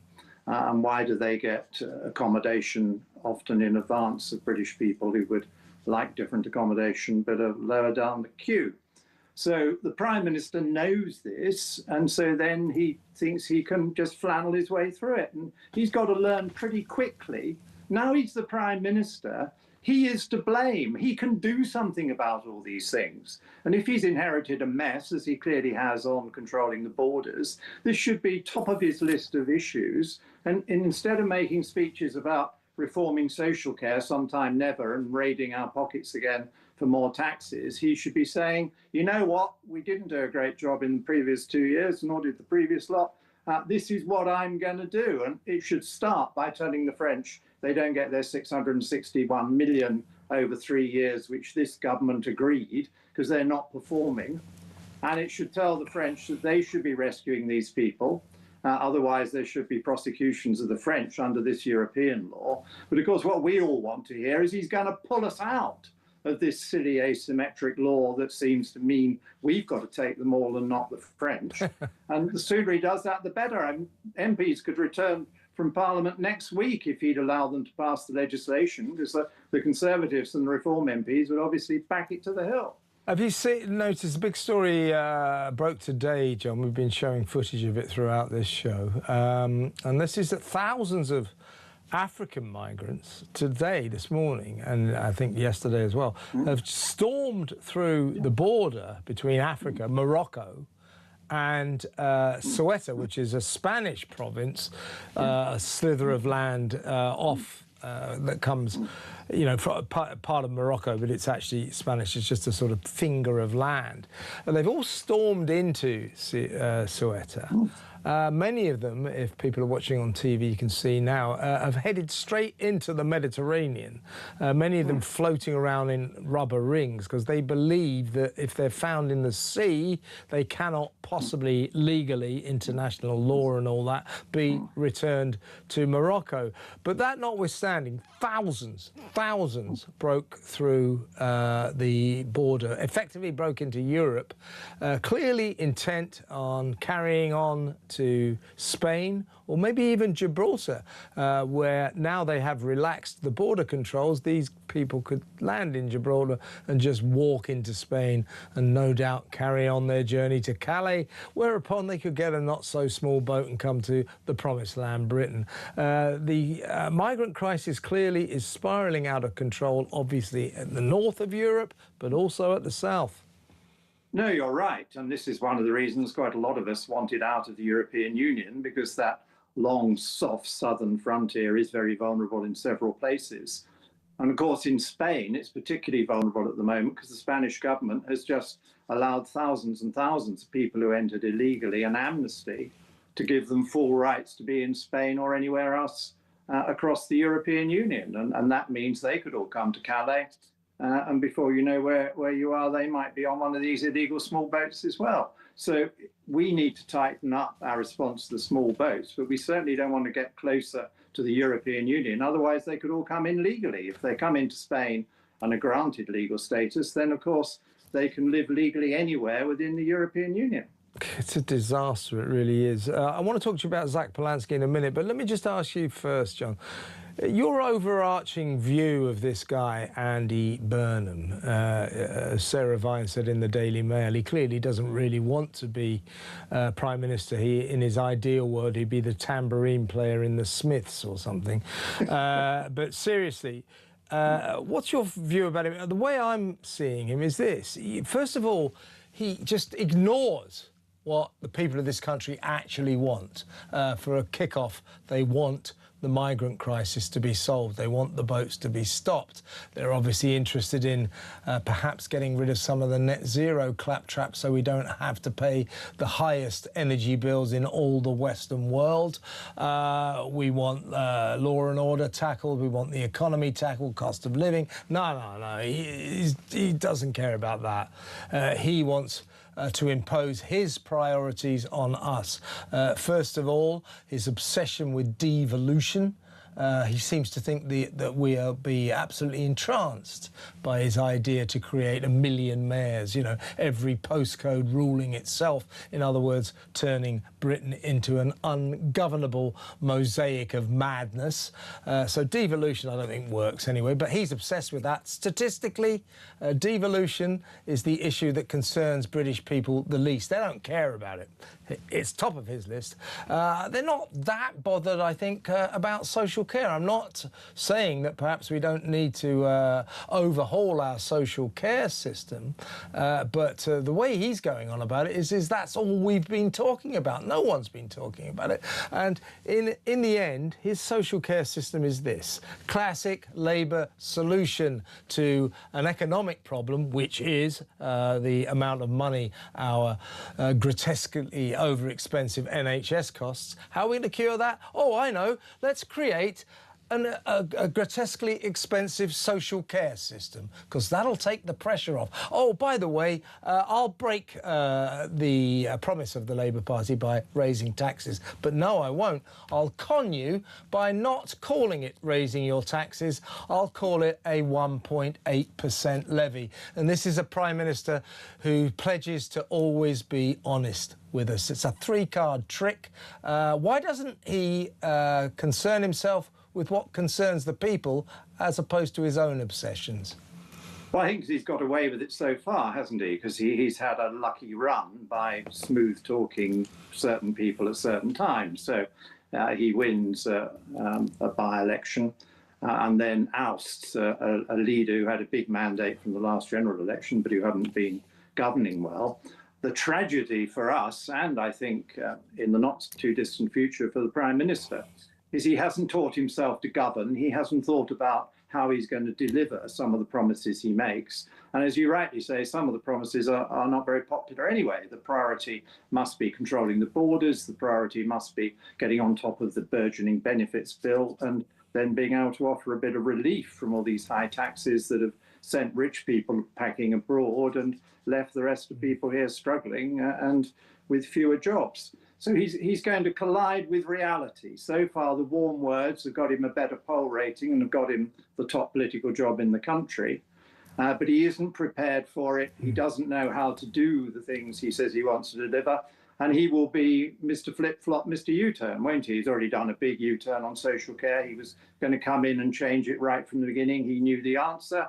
And surprise, surprise, he doesn't know the answer. So he's left in place Keir Starmer's review, kicking it into the long grass, and said maybe we'll speed it up a bit. Oh, and by the way, we need some of the other political parties to agree with us. Otherwise, we can't do it. So that looks like a complete letdown on social care. Yeah, you're right about that. I should have mentioned that's something that really concerns the British people, and that is the grotesque £350 billion a year welfare bill, which, of course, the Prime Minister says, I'm against crude cuts to the welfare bill. What he means by that, forget the crude, he means I'm against cuts to the welfare bill. The Defence Secretary, Wes Streeting, said today we have to be very careful about the way we spend money. In other words, he was asked, what are you going to do about the paucity of the defence budget? He said we have to be fiscally responsible. In other words, what he's saying is we're not going to spend any money on defence. We're going to carry on pouring all the private sector's tax money into the welfare bill. Doesn't bode well, does it? It looks like we're going down Labour's classic desolation row once again. Tax and spend, economic illiteracy. Yeah, tax, spend and waste. Spend on the wrong things and not understand the priorities of the public. This is the way he's going for it. But also, I think the smooth talking will be found out because, you know, what's the latest story? Oh, we're putting all this extra money into renewing our nuclear deterrent. Well, Parliament voted to do that in 2016. I remember being there as a keen supporter.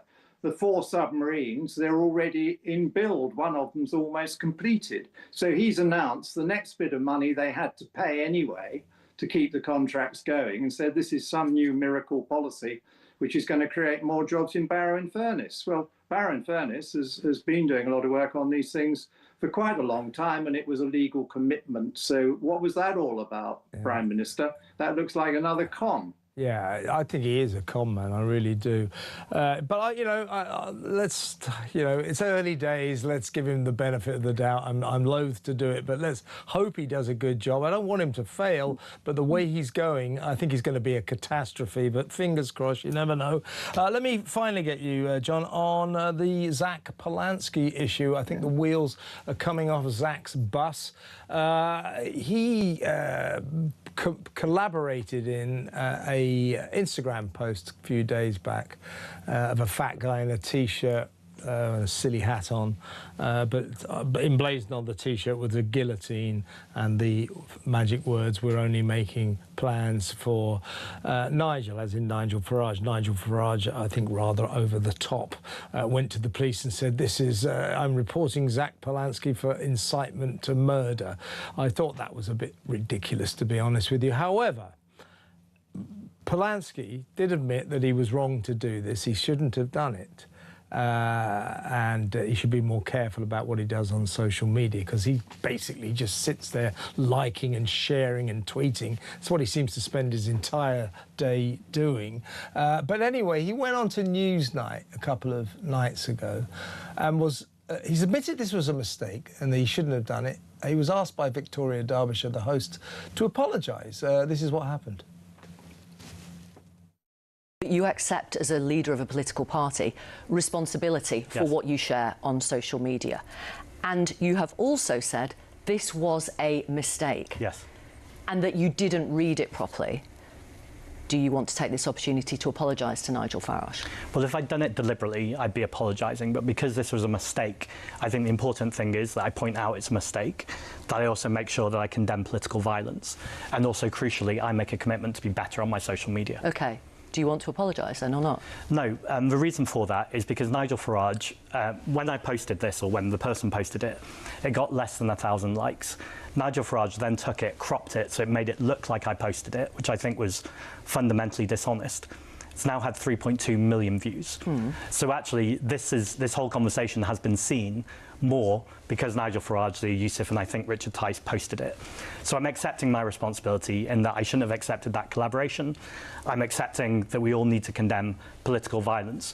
But I also think the reporting to the police, the ramping up of the language to say this is incitement to murder me, feels like that's also putting me in a dangerous spot. OK, there's a number of things to unpack there.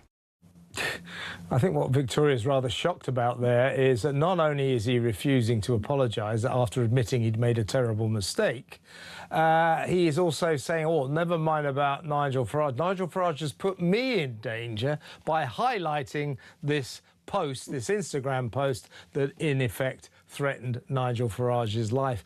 I think that was a moment of political suicide. As I said, I think the wheels are coming off the Polanski bus. Even the Green Party, I don't think, can continue for much longer with this guy. One of his MPs today, Adrian Ramsey, told Times Radio that in the same circumstances he would have apologised every day of the week. So even his own people are realising this guy, Polanski, who wants to legalise crack and heroin, is becoming more and more of a liability to his own party. No, I quite agree. I mean, it was churlish and foolish of him. He seems to think different rules apply to him than to other politicians. Other politicians have to be extremely careful in personal remarks and personal attacks. And in a democracy where the leaders of the more popular parties are very exposed, it's not at all sensible to make such personal unpleasant comments in the way that he did, or he promoted by reposting. But I think you're making a much bigger, better case that this man is totally unsuited to lead a serious party in the United Kingdom, and that the Greens would be well advised to try and find a better answer, because he is a regular embarrassment, and he's just shown again complete lack of judgment. And we don't want leaders of parties spending all their time on social media. An opposition party has a lot of work to do to try and prepare better answers to propose to the government, to do detailed consideration of what the government is actually doing, and to do the normal things that a party does to help people and keep in touch with communities. Yeah, I think if the Green Party want to be taken seriously, they need to get rid of Mr. Polanski, and I think they probably will before too long. He's an absolute liability, a juvenile, infantile man as well. Lord John Redwood, thank you so much. Excellent stuff. Thank you. Lord John Redwood there, former Conservative Cabinet Secretary. Right, we're going to go to break now. By the way, get your calls in, because after about 6:30, we'll be going all the way through to the end of the show with your calls. 0344 499 1000. What are we going to do about the migrant crisis? Not only in the north, on the North French beaches, of the migrants coming over here, but also down in the south, just by Morocco, a Spanish province, Ceuta, invaded by thousands of African migrants who are doubtless going to make their way to Gibraltar, Spain, and from then, who knows where they'll go. They might even go to Ireland. Don't forget, they are now in Europe, which means technically no borders between Europe and Ireland. They could make their way there, couldn't they? Or they could go to Spain, make their way through France, get to the northern French beaches and hop aboard a boat to paradise, to the promised land, Great Britain. Let me know what you think about that, 0344 499 1000. And also, UEFA, the World Cup, Gianni Infantino, the FIFA chief's bid to privatise it is really flying up in his face. UEFA, the European football body, which apart among other major footballing nations, Italy, France, Germany, Spain, World Cup holders, and England, of course, 55 national associations. UEFA has said, you go ahead with this plan and we will not participate in the next World Cup. And it looks as if the Asian Football Association is about to follow suit. Let me know where you stand on that. 0344 499 1000. Should the World Cup be for sale to rich people to make money from? 0344 499 1000. Let's talk. It's good to talk on Talk. But next, before we get to the phones, we're going to talk about that actor, Hollywood Oscar-winning star Jared Leto, who was the star, the unwilling star, if you like, of an astonishing BBC documentary called Hollywood's Dark Secret, in which 4 women accused him of sexually assaulting or raping them. A lot of people saying this is the end of a glittering career. We'll talk about that next.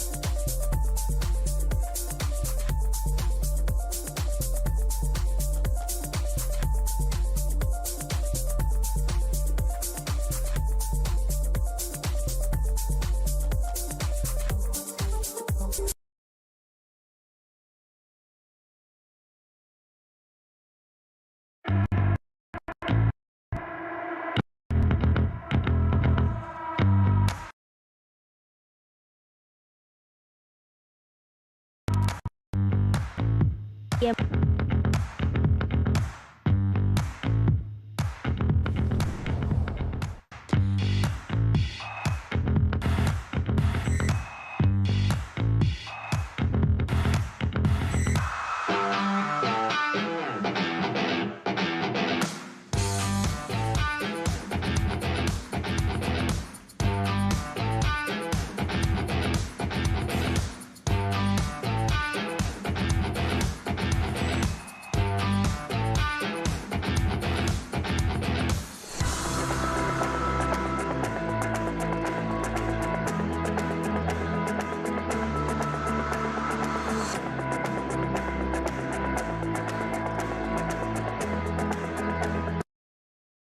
Across the UK, on DAB+, on YouTube, on your mobile, and on your side. This is Talk. Welcome back. As I was saying before the break, big story, Hollywood story, about the Oscar-winning actor Jared Leto. He's also the frontman for the successful award-winning rock band 30 Seconds to Mars. He won his Best Supporting Actor Oscar in 2014 for his role in the Dallas Buyers Club.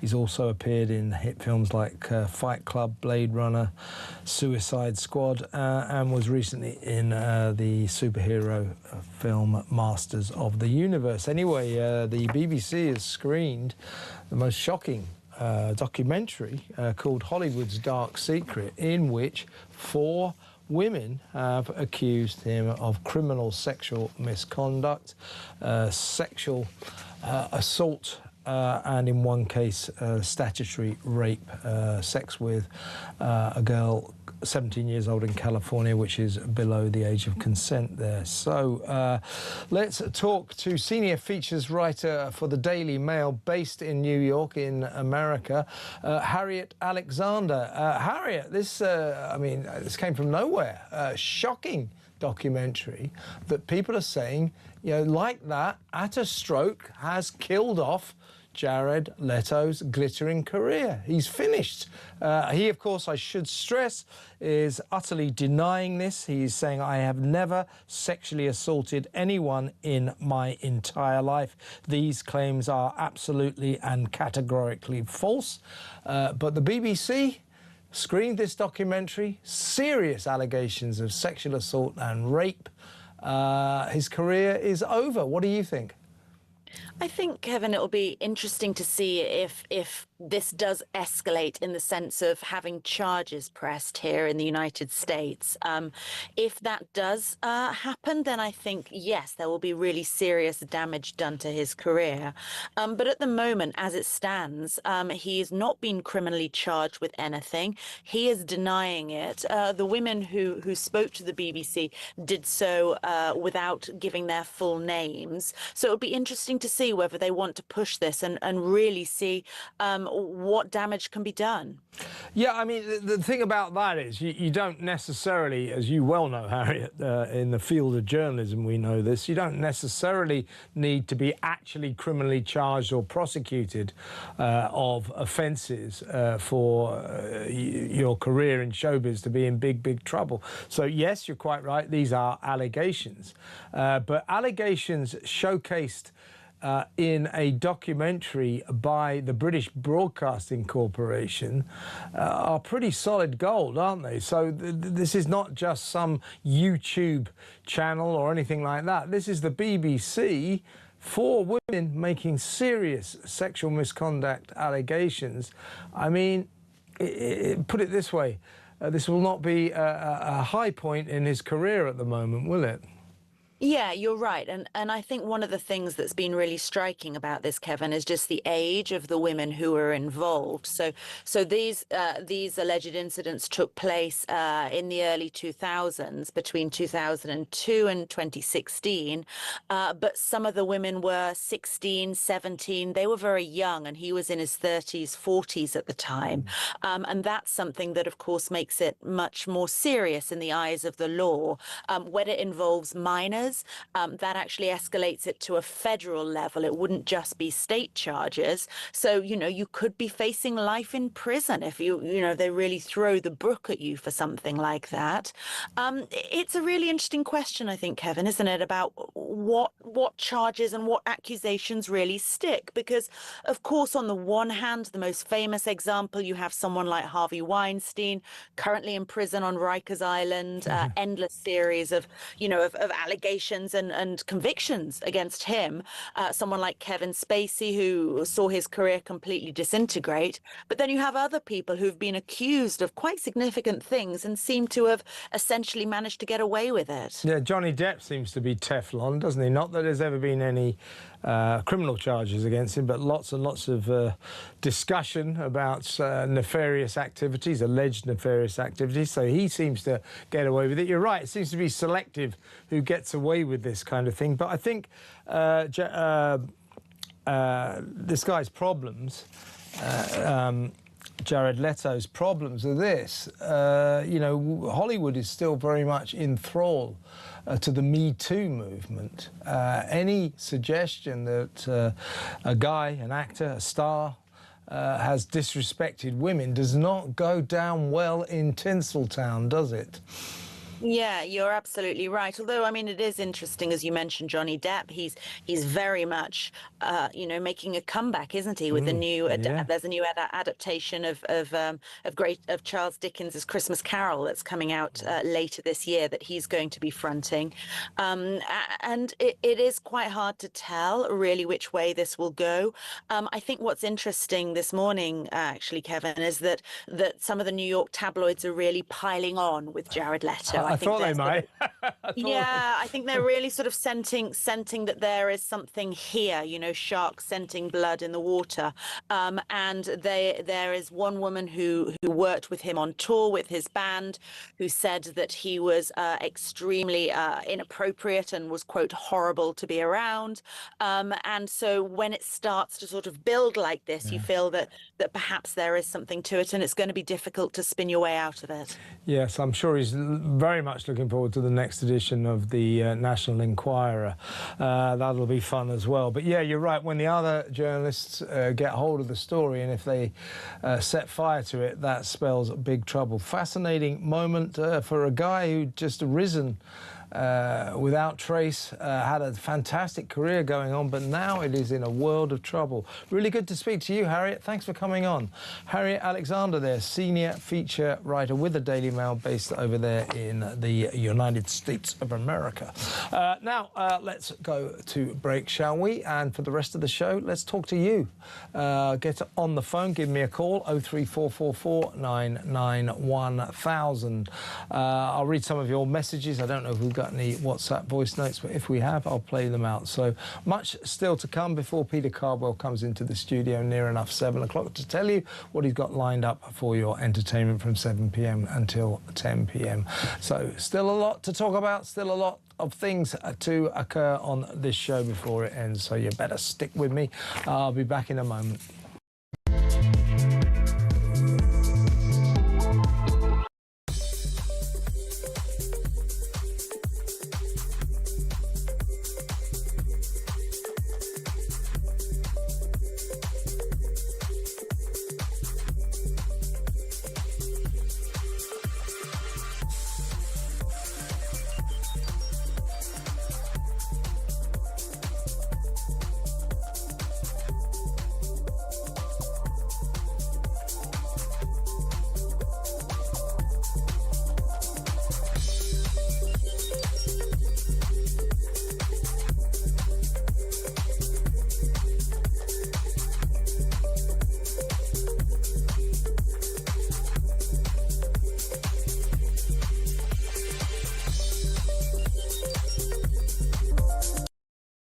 Across the UK, on DAB+, on YouTube, on your mobile, and on your side.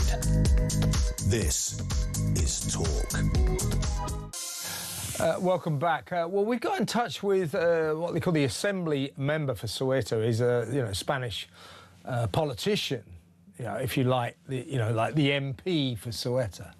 and he doesn't speak English, and we're not very good at speaking Spanish. At least I'm not. But we are in the process of translating what this guy had to say, and well, I'll bring it to you by the end of the show. But what I can tell you, he has poured a bucket all over the Spanish leader Pedro Sanchez, blaming him for this invasion of thousands of African migrants who are no doubt planning to head for Britain, the promised land, in the end. So we'll bring you that statement from the local politician, the local MP, later in the show, before the end of the show anyway. In the meantime, I'll read a couple of messages. This is from Colin in Norfolk. He said, as Andy from North doesn't want to mention the migrant crisis, let him own the problem by referring to the boats as Burnham boats from now on. I think the phrase will stick. Yeah, I like that idea, Colin. Just start calling them Burnham boats. He won't like that, will he? I like that idea, I really do. Burnham boats. Right, here's Moss. Moss said... it'll be called, this is talking about the World Cup, it'll be called the Trump Trophy, renamed from the Jules Rimet Trophy. Yeah, Gianni Infantino is like that with Donald Trump. I think they've got money on their minds. Here's Lawrence in Bolton says, UEFA are one to talk. Their ruthless overcreation of European competitions is a money maker for their many, many sponsors, from Adidas to Visit Qatar. And the FA has the most lucrative league in the world, with every club outside of grassroots basically being privately owned. Yeah, I mean, yeah, but I get that, and I do agree about creating too many competitions, too many rounds to just create more and more matches just to make money. I mean, football is a money-making business, so, you know, let's not forget that. But privatising the World Cup is rather different to what you're talking about, Lawrence, and it certainly seems to have crossed the line. But yeah, decent point. Paul from Kent. All the other countries in the ECHR just ignore it. Why are we the only country following their rulings to the UK's detriment?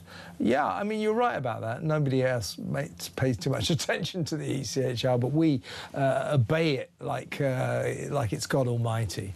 It's kind of weird. Shall we go to the phones? Let's talk to Craig in Yorkshire. Hi, Craig. Yeah, hi, Kevin. Good afternoon to you.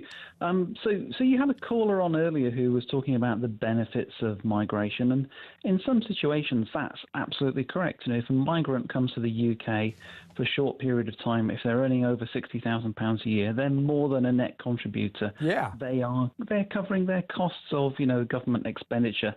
Perhaps we can say no issue with that, but you contrast that with the people coming across on the boats, as we're seeing almost 1,000 per day. And each 1,000 people that come in has a trailing cost to us as taxpayers of £40,000 each, £40,000 a year each. Yeah, so that's, you know, £40 million of expenditure a year, if my maths is correct. Yeah, that's just about right. Yeah, for one day.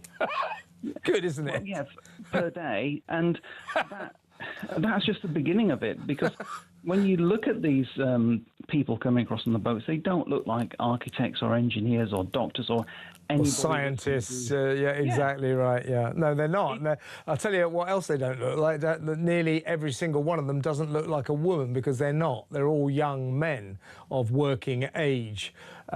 These young men are economic chancers. They are not escaping war and torture. And they're certainly not escaping war and torture in France, because there isn't any. These African migrants are piling across the border to Ceuta, that Spanish region of Morocco. They're not escaping war and torture. There isn't any war and torture in Morocco. So all of these migrants are breaking into countries on false pretenses, and yet we just allow it. Well, we do, and you know what I do personally. I bought myself a inexpensive pressure washer. I wash my own car now. I don't go to one of those hand car wash places. You know, I discourage the wife from going to get. They are places where migrants get work. I think I agree with that. Well, exactly, and we should boycott those places. If you need to get a takeaway, go and get it yourself. Don't have it delivered, because you can guarantee the people doing the deliveries, particularly in the large cities, are riding around on those electrically powered bicycles at great speed. Some of them will be probably illegal migrants, you're right. Yeah, absolutely. So I've got no interest in supporting them one bit, and we should just get rid of them. It's pretty simple. We worked out, me and Samara Gill earlier in the show, that yesterday's 780 migrants came across from France yesterday. Actually, I say from France, we think at least one of those boats came from Belgium, but the north coast of Europe, shall we say. We worked out that those migrants who came across yesterday over the next year will cost you, me and every British taxpayer more than £31 million. Single day's worth. Extraordinary. Extraordinary. That's the cost of a new school, to be built. It's an astronomical amount of money. And don't forget, if they're coming over and some of them are in their 40s, let's say, they're never going to have sufficient working life ahead of them to be able to contribute fully for a state pension. Yeah, I agree. You're absolutely right, Craig. And that caller, Saeed, I had earlier, who's an old sparring partner of mine, but he was citing this sort of economic model that actually did form the basis of the migrant crisis.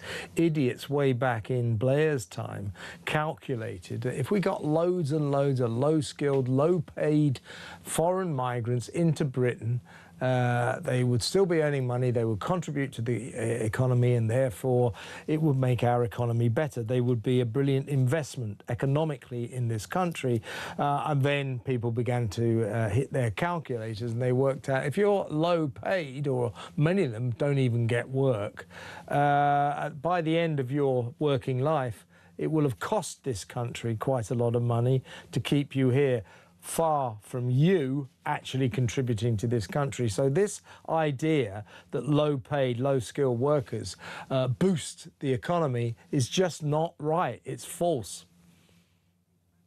Economics, Kevin, it really is. I mean, it might help from a GDP per nation perspective, but when you look at it from a GDP per person, that's just shrinking. It's going down year on year on year, because every arrival just makes us all that little bit poorer. Exactly. As you said at the start of this conversation, no objection to engineers, scientists and doctors coming here who all earn £80,000, £90,000 a year. They genuinely contribute to the economy.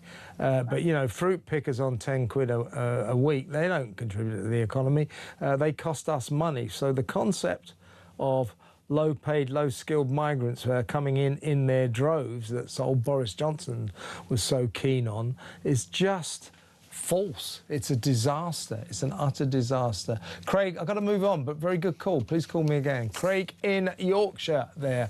Let's talk to Anthony in Bolton. Hi, Anthony. Hi, Kev. You okay? Yeah, what would you like to say, mate? Yeah, I'm just saying, I'm sure we can't get back what we've already given to France, after what we've I want to get it back, but I bet we can't. Yeah, we need our, it's a classic case of can we have our money back? £1 billion. What for? For coppers, French coppers standing on the beach telling migrants, you be careful now, that's pretty dangerous. That's it. That's what we're getting for our money. Good, isn't it? Yeah. I don't agree with the social, but maybe the money going to France might help with the social curve, Bill. It will go towards. Well, exactly. There's a lot better things to spend £1 billion on than giving it to coppers to stand around on beaches watching migrants get into dinghies and sail off for Britain. There's a lot better ways of spending £1 billion. Yeah, and the money spent keeping illegal immigrants, that could go there. It's all adding up. I know. Nowadays, well, as I said, I was just saying to the last caller earlier, Craig, earlier in the show, me and Samara Gill calculated, just to give you an idea of the scale of the cost of the migrant crisis, each of these migrants that come across illegally, break into our country unlawfully, cost us £40,000 a year. So yesterday, more than 31 million quid's worth of migrants crossed the channel. Good, isn't it? Yeah, and the last point, I think foreign aid needs to stop until we're back in Couldn't agree with you more. To help others, to be fair. Yeah, see, I think that it's a lot of money, isn't it, going out? Well, yeah, well, think about it. I think our foreign aid budget was around about 8.5 billion quid. And Andy Burnham hasn't really come up with any concrete costed proposals. he hasn't really been able to say, yeah, I've got the money for this, I've got the money for that, but except for the one concrete amount of money he has found is an extra £10 billion for foreign aid to give to foreign countries. Isn't that special? Yeah, and another thing, if we're sending some people, they've got space programs. They're still sending them money to these places where they've got, like, you know, it's absolutely madness going on. It's insane. It's insane, Anthony. Listen, thank you for a good call. I've got to move on, but call me again. That's Anthony in Bolton. We're going to go to break now. I'll take some more calls when we come back. But also, we've got that translated statement from the MP, the Spanish MP, the political representative of that strip of land off the, well, part of Morocco in a way, called Ceuta, Spanish territory. So he is the MP for that district, and he's furious with Spain's left-wing, migrant-loving chief leader, Pedro Sanchez. We'll bring you that statement after this break. Stay where you are.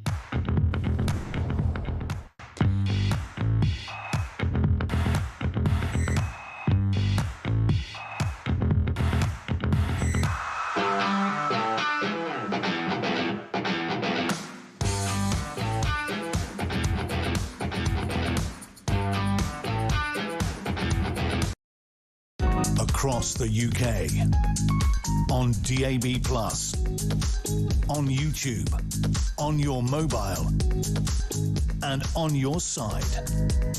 This is Talk. Yes, we've spoken to a local Ceuta politician, a Spanish politician who represents that little strip of land attached to Morocco. It's Spanish. Yesterday, 1,500 undocumented men rushed across the border, stormed across the border, and then many of them dunked themselves in the Mediterranean to say, we're in the sea, you can't send us back to Morocco. Now, we spoke to Juan Sergio Redondo. He's a member of the Assembly of Ceuta, and he held Spanish Prime Minister, the migrant's friend, Pedro Sanchez, directly accountable for this escalating crisis. This is what he had to say. The entire city is being overwhelmed, and there are people who bear direct responsibility. Those responsible are the national government, led by Pedro Sanchez and his ministers, as well as Mr. Marlaska, and of course, the European institutions, which have completely failed in what's supposed to be the European Union's external border. We have met with the parliamentary spokespersons to immediately request the declaration of a national state of emergency to call for the deployments of the armed forces to protect the city, and we also have appealed for calm among the public. Above all, we are calling for the immediate closure of the international border crossing to prevent any further mass entries. We want to make it absolutely clear that there are people responsible for this situation, and they must be held directly accountable, especially Pedro Sanchez's government and the Minister for the Interior, Fernando Grande Marlaska. Extraordinary. So he wants the border shut to make sure no more African migrants storm the Ceuta province, directly blaming the liberal attitude of Spanish leader Pedro Sanchez, the Prime Minister. Sanchez responded by saying, "The government of Spain is fully committed to providing an immediate response to the situation in Ceuta. We are mobilising all necessary resources, working with Moroccan and international authorities and preparing the necessary measures to restore normality as soon as possible." But extraordinary, Juan Sergio Redondo, their local politician, saying this is an utter emergency. So in a sense, that part, Europe is leaking. These people are just storming into Europe. From there, they can go to Gibraltar, where we have foolishly relaxed all the borders. Honestly, we are committing suicide as a European community, including Britain. It's insane. It is self-harming on an epic level. We've got to stop this. Look at these people swimming around thinking, that next stop Calais and then London, for God's sake. Let's go back to the phones. Let's talk to Karen in Bournemouth. Hi, Karen. Hi, Kevin. How are you doing? I'm all right. You want to talk about Ceuta? What would you like to say? Well, it's about the whole thing, really. You've got Ceuta going on. There's an obvious Islamic push at the moment to take over this country as quickly as possible. I don't think it's an organised Islamic project. These are just chancer migrants trying to get across to the promised land, as in Britain. I don't think there's any particular organisation going on. Yeah, but you've not only got that, you've got the boats that we've got coming over all of a sudden that are a lot bigger and everything else. Yeah. You've also got the Home Office giving out the the work passes. Oh yeah, you mean these Islamic bookshops that are allowed to give visas to virtually anyone? Yeah, basically, and it's like they've realised that they've now got a really weak situation in. It's our weak. Yeah, you're right. They're exploiting our weakness. Yeah. And they're just saying, well, it won't take us long to actually do this now. Yeah, and let's not forget, Karen, that among these migrants, probably yesterday as well, 780, among them would certainly have been undercover Iranian agents posing as migrants who want to get here and plot nefarious assaults on Britain. That's what's going on. And why did she not proscribe the Muslim Brotherhood? The same reason it took them so long to prescribe the Iranian Republican Guard Corps. They've done it finally now, but it took them longer than anyone else because, they're just weak in this area. As I say, Europe's committing continental suicide, if you like. Britain is committing national suicide. We cannot carry on like this, sadly, with this Labour government and a Prime Minister who won't even admit it's happening. We are going to carry on like this, and it's a disaster and it's a tragedy.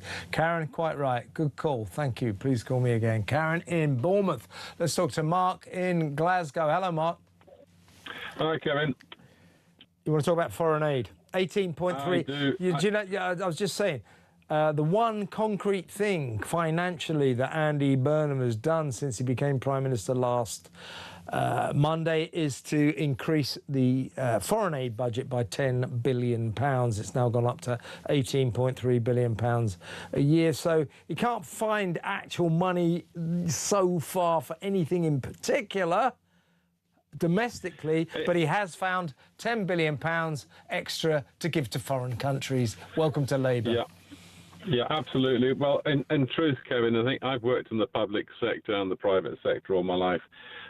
What you see in the public sector, particularly where it's heavily trade unionised and you've got Labour politicians who do not want to upset their Labour donors, their trade union donors who give them millions a year, is that they don't upset unison people like this.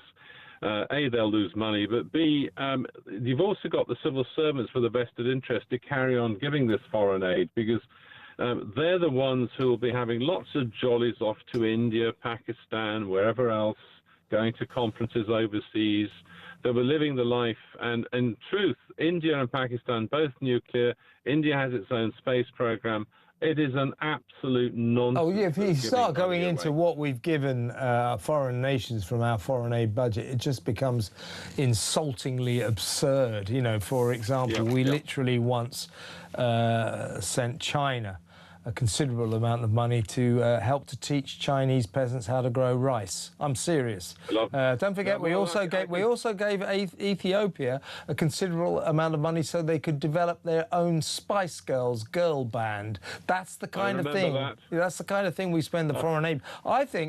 I don't understand why we have a foreign aid budget at all. I mean, we're in big trouble economically. Why are we giving £18.3 billion to foreign countries? How does that help you, Mark? How does that help me? How does that help people who live in Britain? In truth, I think the civil service, which is ever growing, really wants to justify its existence. So long as they're giving huge billions of pounds away, then you're going to have lots of committees, meetings, people going out there having jollies, first class, this, that, and the other.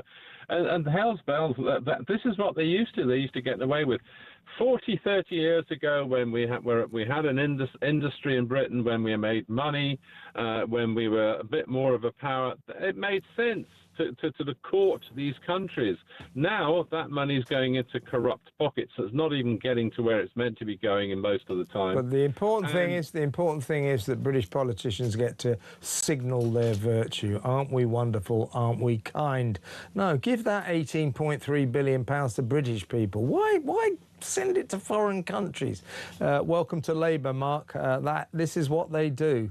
You're quite right, Mark. Very good call. Please call me again. Mark in Glasgow there. Peter Cardwell is in the studio. He's going to take you up to 10 p.m. What you got lined up, Pete? Well, it's interesting, just before I tell you, the 18.3 billion, very interesting, because that's basically how much they said it would cost to set up a national care service in England. So if you just move that money, I mean, they're now saying, oh no, we're going to have to charge people more tax as well. So the question...